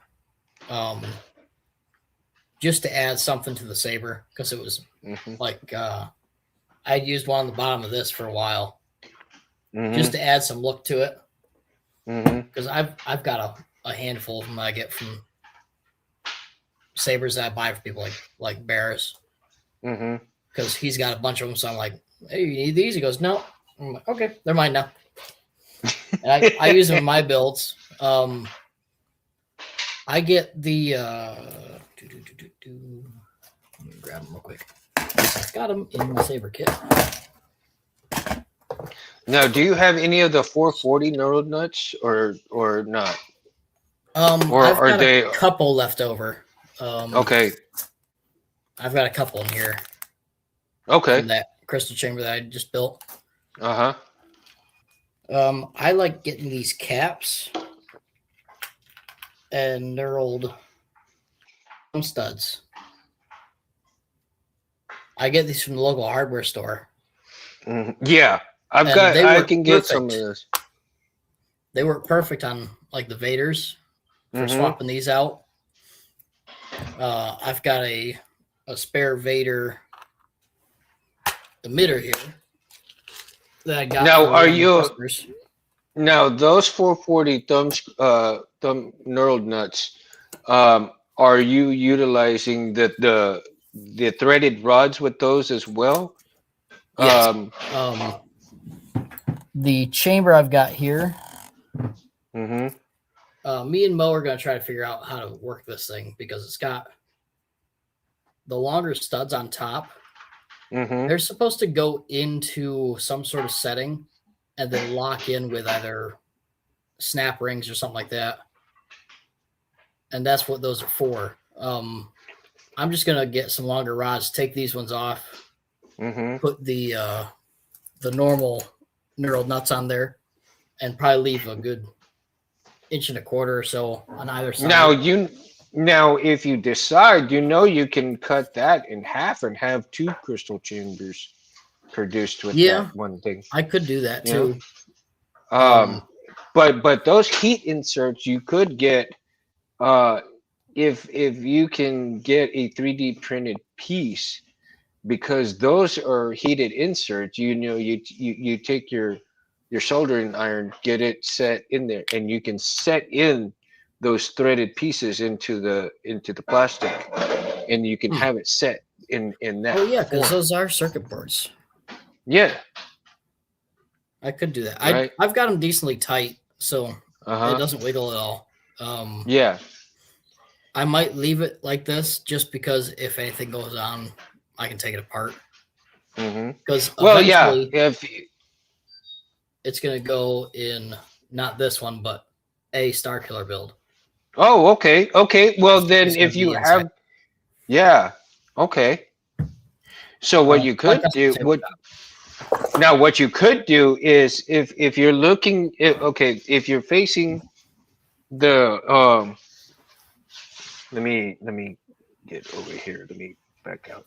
actually, Okay, so if you're facing, if you have that crystal chamber right here facing, right? Um, so what you could do is where the round of the bottom is, right?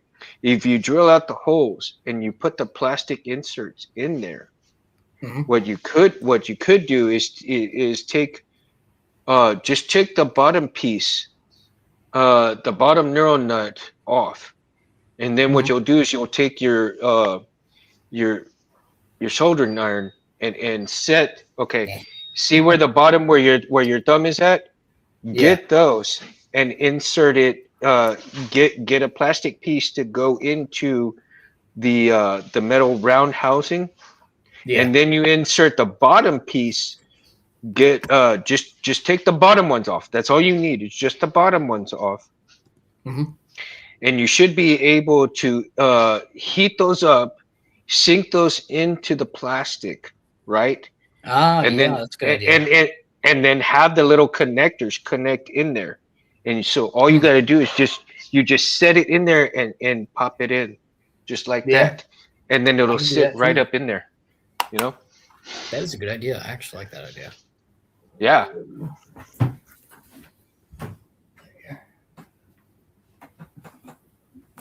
Yeah, Yeah, I Mo might. says he would recommend E6000 for it. You can do it that way. Yeah, I've got plenty of that. Mm-hmm. I've got like 3 or 4 tubes. Yeah.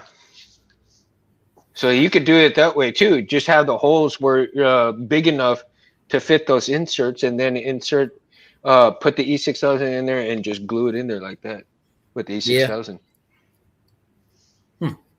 So That there is a you good go. idea. But yeah, I'm planning on making a couple scrap flexes in the next year or two. I One's need gonna to make one. have a Vader aesthetic to it, I and need this to one I'm make one. probably That's a gonna use good idea. those nuts on there. But it's gonna be a little bit different. It's gonna be more of a covered Hmm. crystal chamber. So I might have fins like that, but it's gonna have cutouts instead of an open crystal chamber in the front. Hmm.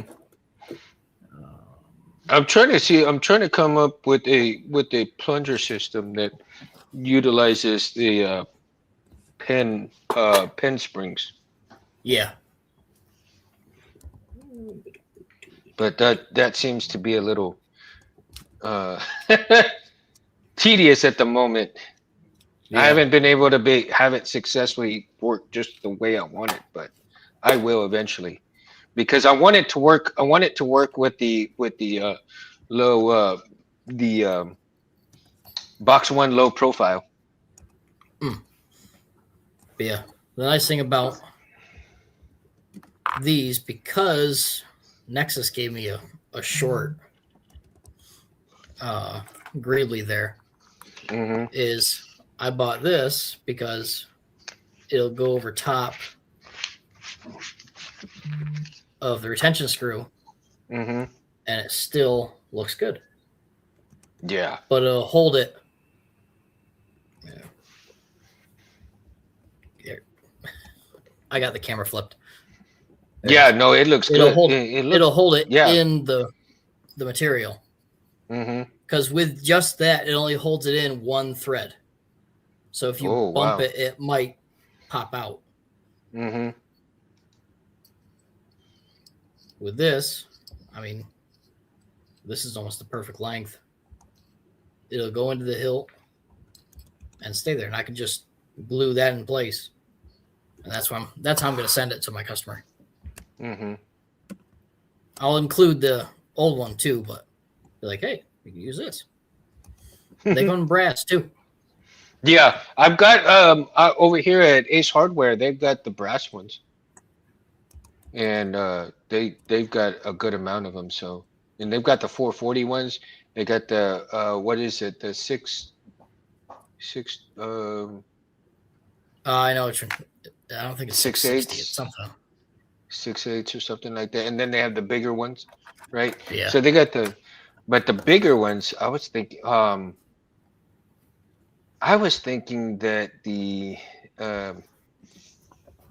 one above the 440 might be good for like a button system, right? Yeah. Buttons. I was thinking of doing those neural nuts like that for buttons. So I'm trying to come up with a button system like that. And I think that would be like badass because the MHS saber that I'm thinking of making would complement those as far as the power and auxiliary buttons, right? Yeah. And that would be so badass. The way I'm just envisioning it, it would be badass. And I think I would probably have a GH4 in it. Yeah. Yeah, I got to get a couple more boards because I have nothing left. I used my last couple in other builds. The Profi that's in my Anakin is starting to crap out on me. Brand new. Already having issues. Wow. Man. Now, it was glitching on me all day.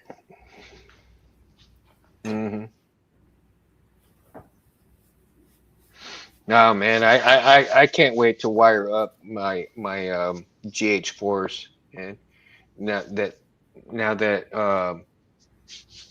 Jeremy had did this GH4 for me, I've got to get it. I haven't set up the what do you call it? The Wi-Fi system set up in it yet. I haven't done that. Haven't done that yet, but I will. I will. Now, because what I think it's going to work really well with the crate slayer because it's got the open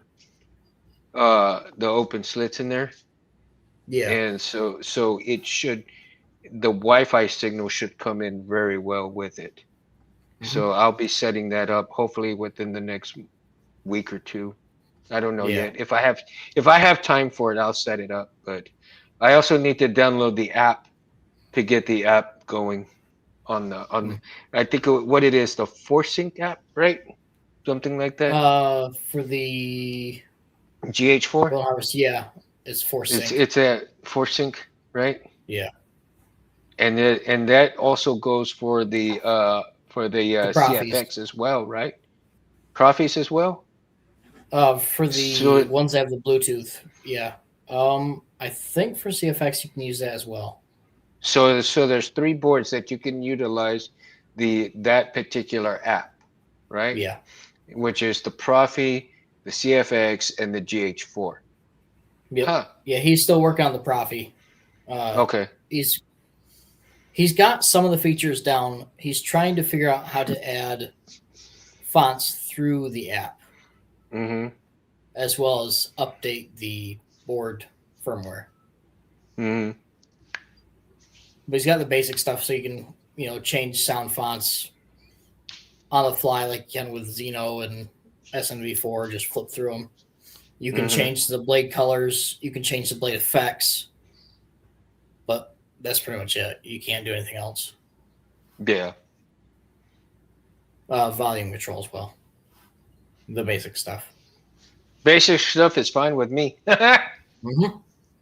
That's all I need. Yeah. I do like to add fonts, though. That's the one thing I still got to learn how to do. Oh yeah. With Profi? Yeah. I'm still having issues with mine, and I haven't really gotten into it. With Arduino? Yeah. Yep, she's stuck in read-only mode, and I can't get the stinking thing out of it. Now I do need to see about if I can get one of those chassis that I downloaded and printed out from printables and stuff. I need to see if there's one that will fit the SNV4 that you send me, and I want to start. I want to start. Did you get a second one? No, I did not. Because there was an SNV4 in this box that you sent me. Really? What? Yeah. I was like, did he not want it?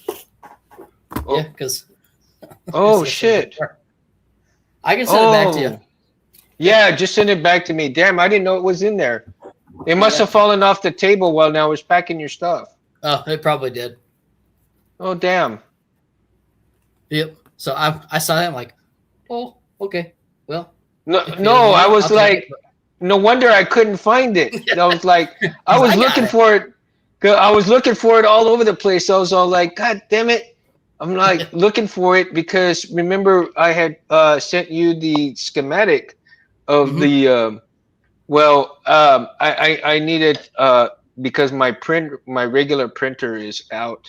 I need to get a new printer so that I can print out the schematic and so I can have it on paper because I like it on paper instead of keeping it on my phone because my phone will shut off and I don't want to have to keep going back and forth, turning it on to keep looking at the picture, right? And so I was looking for the DIM board and it was like, okay, I need to see where all of the stuff to wire it goes so that I can have a plan of action because that one gold saber that I have, the candy gold, I think I'm gonna put the SNV4 in that. And so I want to get the chassis to fit that. So that was my next plan of action is to try to find a chassis that will fit the SNV4 that will fit in that particular hilt because I already have the button system set up for it, which is got the I made a little platform that goes on the inside of the low profile that will hold the buttons, right? So I've got the little board that's inside the low profile, and then my clamp card will go up on top. But the little S&D buttons will stick out of there just slightly, right? They will just stick out slightly for the buttons to be depressed. So I've got that little system going, and I just need the SNV4 to wire up that way. But I need an appropriate chassis that will work with that with the MHS body. So Yeah. yeah. I was Yeah. looking I'll for send it that back to damn you. thing. Oh my God. I was looking for it for 2 weeks and I'm all like, where the hell did I put it? And of course, that's what I do all the time. I always misplace things. And I think I had it set right there on my workbench. And when I was putting your stuff together, and then I had the popcorn stuff on the table and I was pushing the popcorn stuff in there. I think what happened is I swiped it with the popcorn stuff Yep. together. Like shit. No wonder I couldn't find it. But yeah, that's I want to work on the SNV4 too, man, because I'm so excited to start getting some of these boards wired up, man. I've been I got those really working hard on saber darts stuff. too. Yeah, Ooh. what do you think? How did it come out, man? Let's get this a little bit. What do you think? Okay. How did it come I out? like them.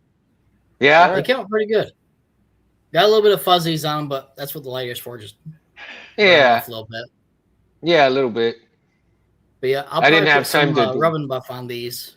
I'll do a couple in gold and then the rest in silver. Yeah, the rub and buff works really well with them, dude. The ones that I've done. I didn't do the gold. Now, Barris, I'm gonna send you a couple of those as well eventually, dude. Send me what? Some of these Those. saber darts. Oh, cool. That'd be nice. Yeah.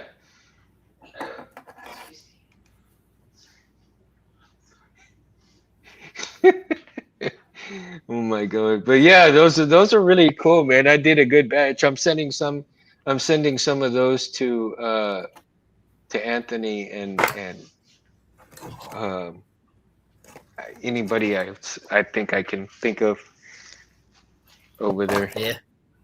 I was liking all this. Oops. I got them.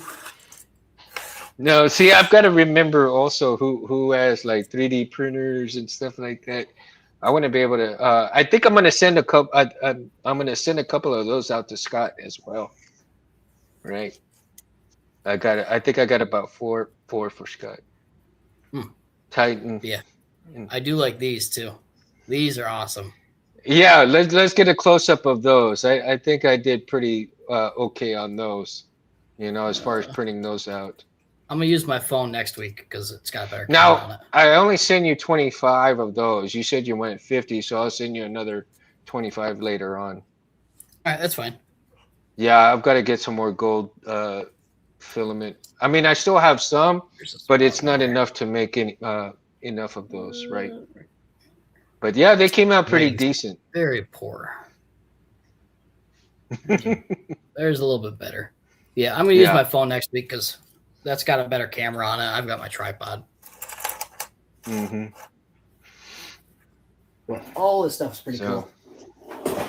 Yeah. So Barris, I'll be sending you some of those too. The Galactic Credits. Thank you. Now this thing was pretty cool. I did like this a lot. Yeah, I'm gonna tell you though. I had to. I sent you mine because the one that I had for you had a lot more stuff in it. And I had something in my hand and it went across the room. Yep. And I'm really like, oh shit, I just screwed this up. So I was all like, okay, I gotta send him mine because what's cool. But though, I'll eventually, I'm gonna make another one. But yeah. I've got a crystal that'll fit in this. Yeah. So this is gonna be my desktop one. Yeah. That's what I plan on doing. I want to do that with because I want to have like one of those rib tubes coming out of it. Oh yeah. And I'm gonna have like a little LED. I don't know if I want to do strip LEDs or if I want to do the LED rope that will kind of like run a little pathway, and then have a little area that does the charging, the through charging with the blade. Yeah. So I'm gonna see how that's gonna come out. But that's one of my ideas to do with that little crystal chamber type looking thing. Speaking of crystal chambers, I saw that I think it's either X Tech or HL Sabers or both or whatever. They released a spinning, rotating crystal chassis thing for the Star Killer, the SK1. It's odd. I was talking to a guy that just bought Thank one. you, Mo. How so? It was on one of the Star Killer groups that I'm part of on Facebook, and the crystal's weird. It sticks out more. So, like if you look at ours, it's more recessed on the X Tech. It's more recessed. On the new ones, it sits out a little bit further, and it doesn't go all the way up to the top part, so it can freely spin. I just don't like it. I don't like the spinning crystal. I like a static crystal. I do too. I like that too. Well, here's a question to your guy. Does the spinning crystal make a lot of noise? He's got a do-it-yourself kit, so it doesn't make any noise yet. Yeah. Well, I think it would be interesting to see. Well, keep me updated on that, because if it will be interesting to see how it fits out with that.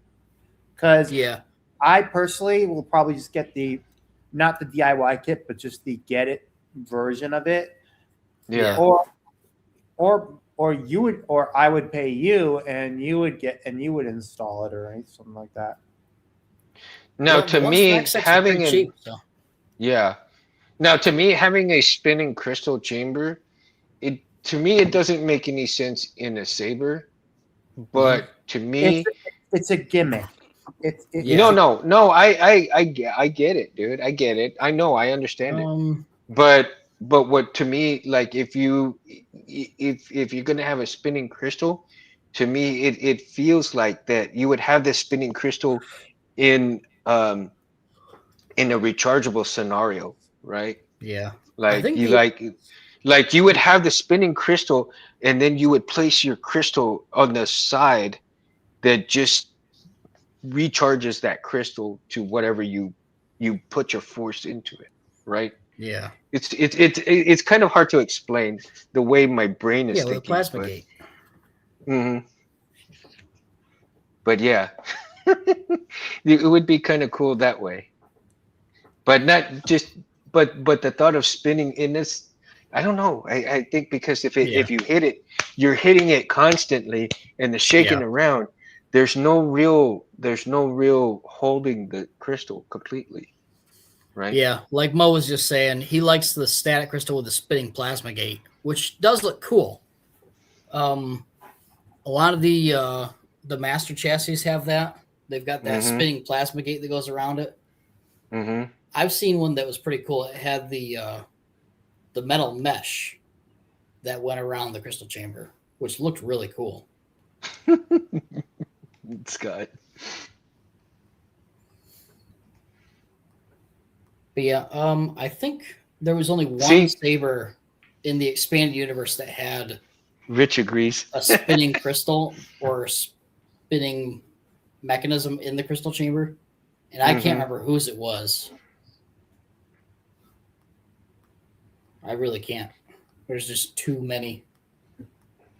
Well, I mean, I gotta look it up. There are definitely a number of Swultor hilts from the Old Republic game that show that. Yeah. Man.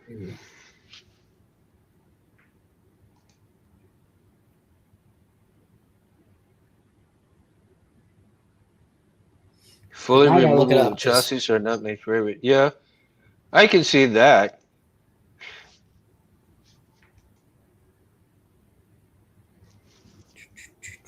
I think there should be some things that are fully removable, Rich, and then but I agree for you for the most part that chassis should be mostly static.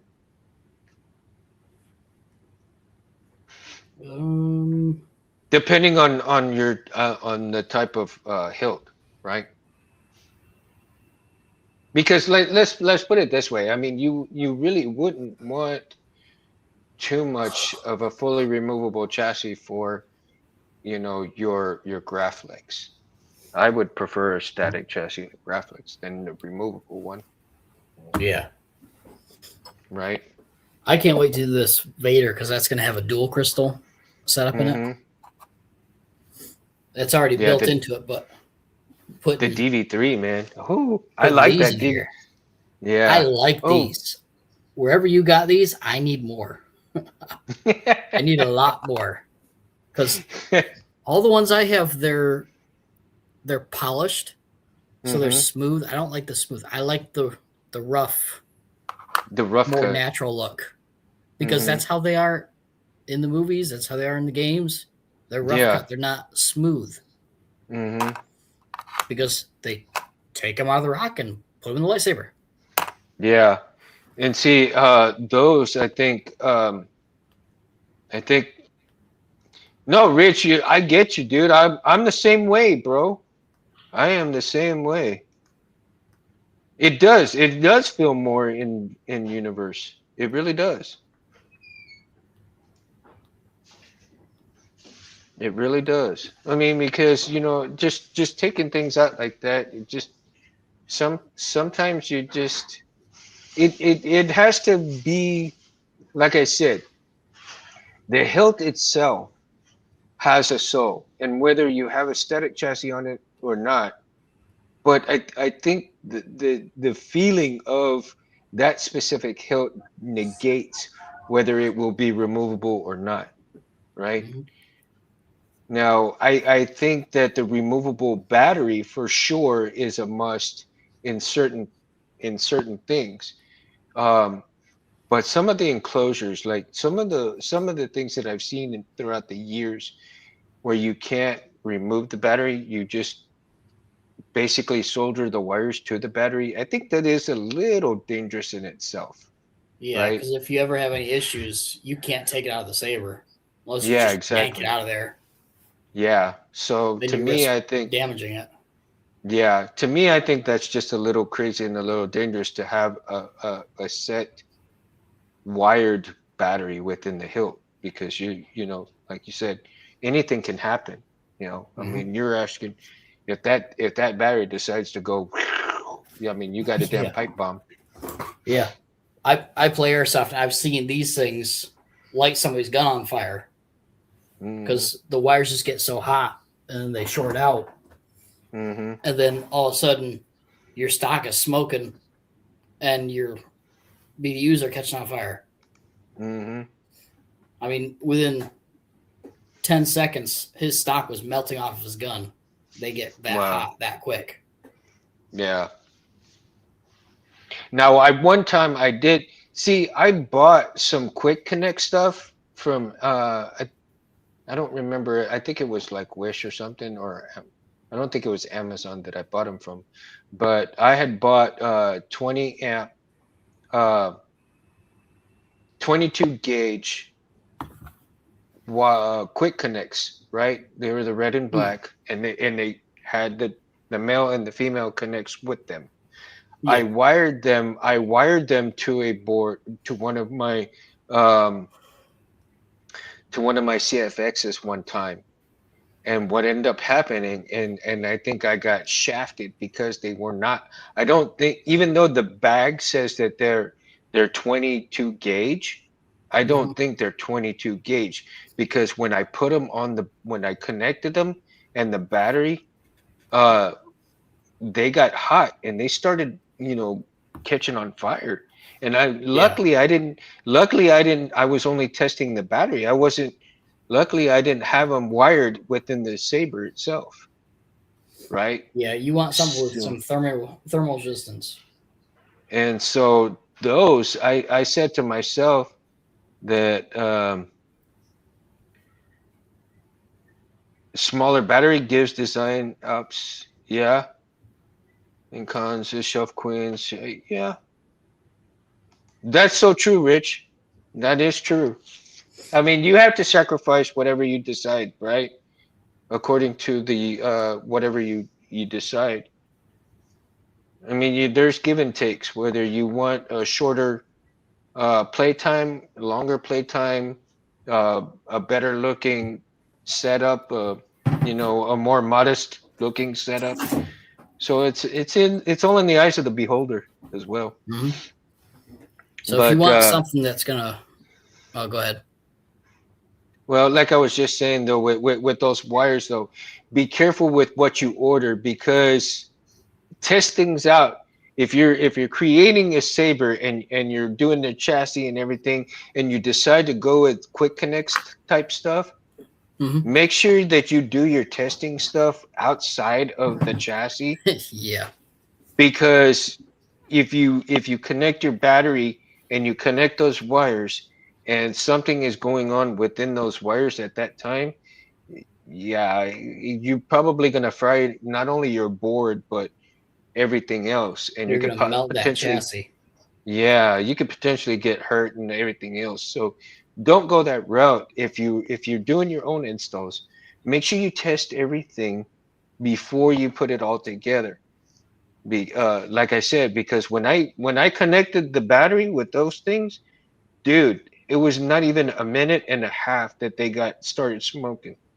Mm-hmm. And that's when I knew something was wrong with those wires, that they were not 22 gauge. They probably had to be maybe, I would say, probably even what, 20, 26 gauge, probably 28 gauge. Yeah. So, Small. I mean, the jacket was a 22 gauge size jacket. When I stripped them, it looked like a 22 gauge type, but I guarantee you something else was wrong. Either they said that it was 22 and it wasn't quite 22, but either way, they did not work with the battery the way I was hoping it would. Hmm. Because if it had worked the way it should have, I would have been able to take the battery, do a disconnect from the battery, do a quick reconnect with the new battery, and all of that good stuff. And I would have been able to have batteries left and right that way. Yeah. But it, Yeah. you know, but it didn't work out. So, So ooh, look these at are that. Dean's connectors. These are what I use for my airsoft guns, Hmm. and they are rated for high heat. Hmm. The micro Deans, which I had some somewhere, I don't know where they went to.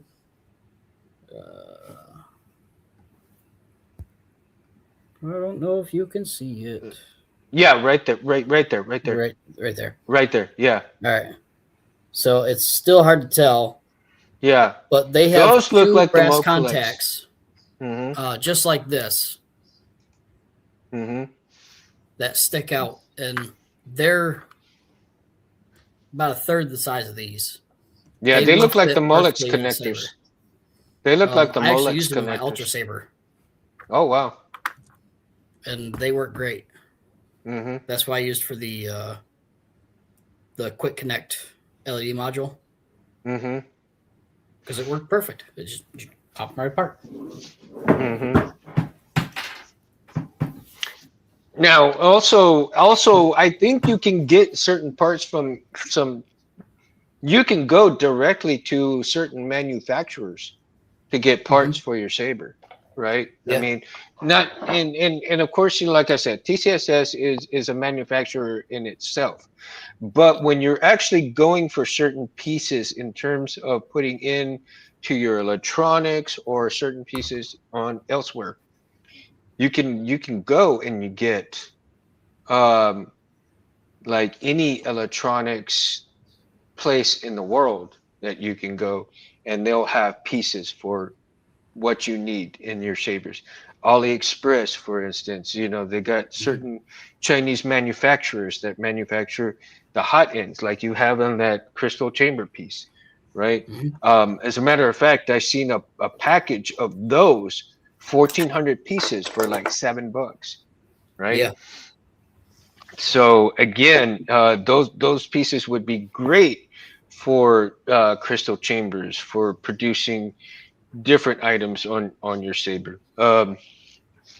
Again, different.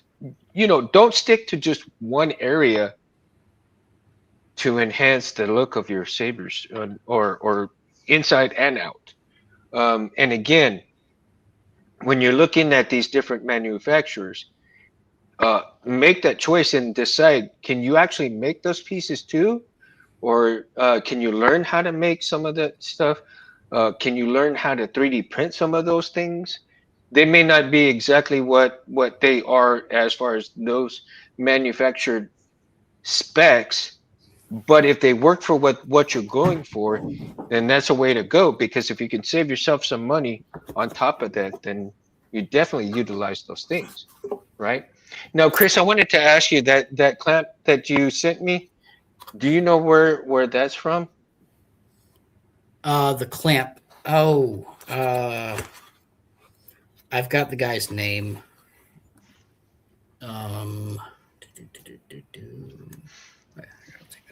Yeah, I mean, because it's not from the graphics shop, right? It's not. No, I can't remember his name. I've Okay. got it saved somewhere in my Instagram. Yeah, no, I'll send you his name when I find it.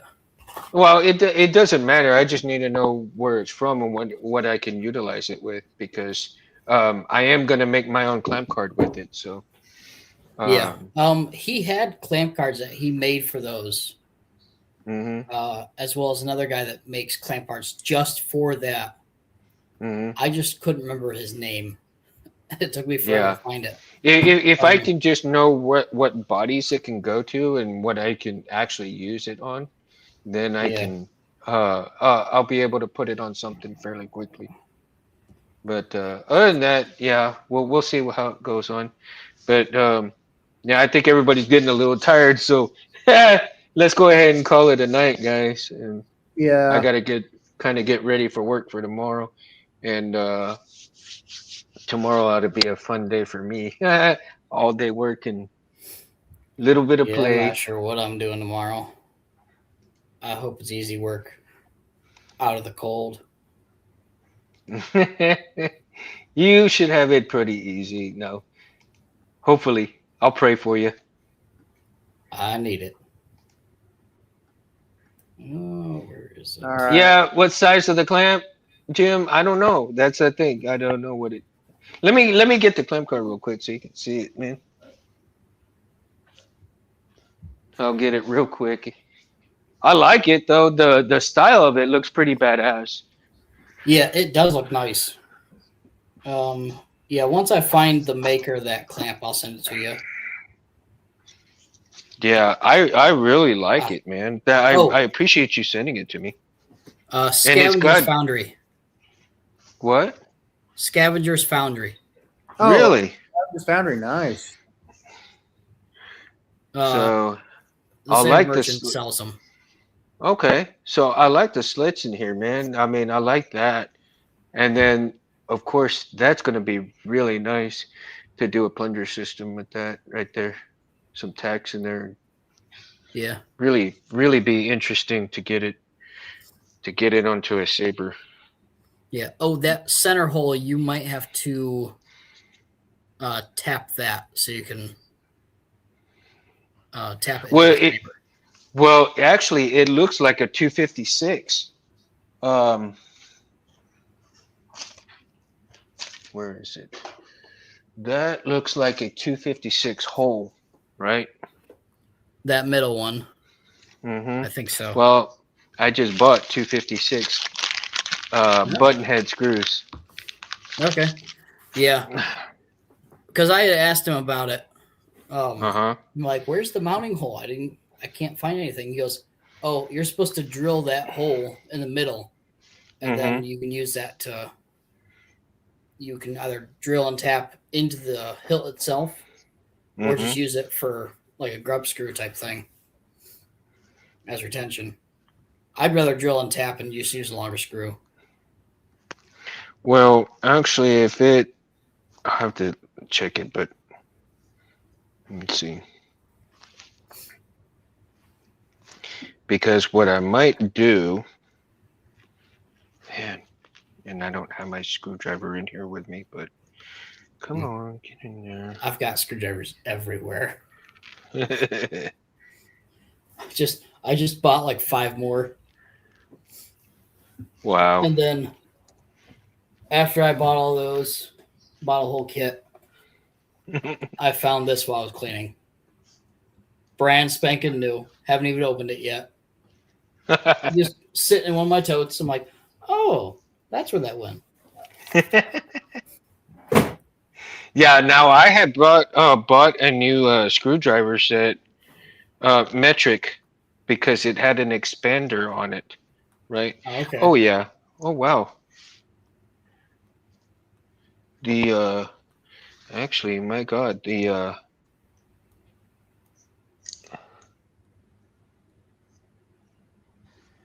256 just slip. It won't even catch. It's like it slips in and out.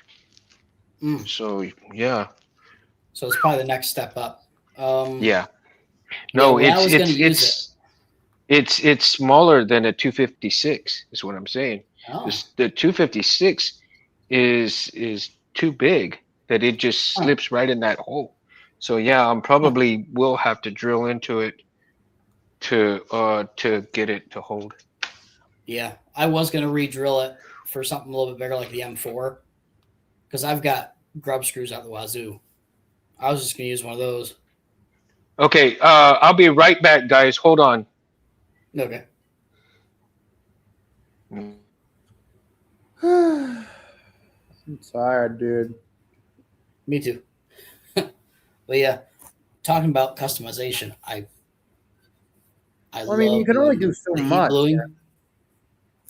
Yeah, you can't do a whole lot with the Graflexes, but with a lot of these sabers, I mean, unless you can want do a to lot. add stuff on and make it like super like cyberpunkish or whatnot, like what Scott Carpenter Yeah. does. He's done some good work with that saber. Yeah, it's like a hive mind, like it's like Yeah. free, like Technotrack or something. Yep. Is he still in the chat? Yeah, he is. No, he said Oh, he's good. he just left. Yeah. Yeah, I know he's got a backstory for it too. Yeah. I mean, I with my lightsabers, they're character sabers, but I mean, my master replicas are probably the ones that have the most backstory. Yeah. I mean, besides my Vader ESB and Anakin 05 and Yoda 07, my two ANH sabers were Hanukkah gifts. Yeah. And I've had them since I was a kid, so yeah. Yeah, I wish I had my first one. Because that one, I was actually planning on doing a Luxion conversion because that's back when I bought it. Oh, Luxion, wow. So I was going to use that because that was the coolest and newest thing you could put in them back then. Hmm. I'm like, they tend to break and I can redo it. I can convert it. And I was watching videos on how to do it, and then NeoPixel came out just a year or two later. Yeah. You know, and when I first started working, getting into the hobby, though, NeoPixel wasn't even a thing. No. NeoPixel then started making its rounds by late 2010s. Yeah. Mm-hmm. Well, we because didn't see any of those till, what was it, 2015, 2016? Mm-hmm. Nice, Scott. And they were expensive back then. Now they're almost dirt cheap. Yeah, for sure.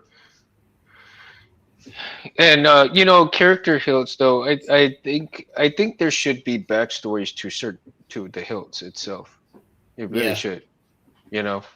And we're gonna end the show with character hilts backstories, because I think that's a very good concept. Is if you're going to have a certain hilt, backstories, I think, really bring out the soul just as much as fonts do. Yeah. So I think the fonts, the backstory, and the type, or the layout of the saber itself brings into play for the whole scenario of the excitement of that particular hilt setup, right? At least in my opinion. Everybody has other opinions as well, so don't get me wrong. But each to their own as well, right?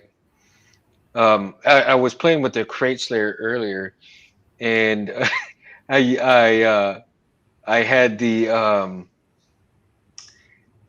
what is that with you killed my father. I am an Inigo Montoya. You killed Yeah, my father. Princess Bride. Yeah, the Princess Bride font on there. I have that font in my Golden Harvest V4. And yeah, it's in the V4, and I didn't know because I was going through the fonts. I haven't really learned the GH4 too well yet because Yeah. I just downloaded the manual. Oh, I But can I help was you with all going that. through some of the fonts, and I haven't gone through all the fonts. And when I heard that font, I'm all like, "Oh my god, that's a Yeah. badass font!" Because that is one of my most favorite parts in the movie. I'm Uh-huh. an Inigo Montoya. You killed my You father. kill my father. Prepare to die. Prepared to die. It's That is one of so. my sister's favorite movies. So as soon as I got that saber back and started flipping through the fonts, I'm like, Yeah. oh, she's got to hear this. So I sent her a video of that, and she goes, Like, I don't like lightsabers, but that's kind of cool. yeah. This sounds a lot like mine. Yep. Well, yeah.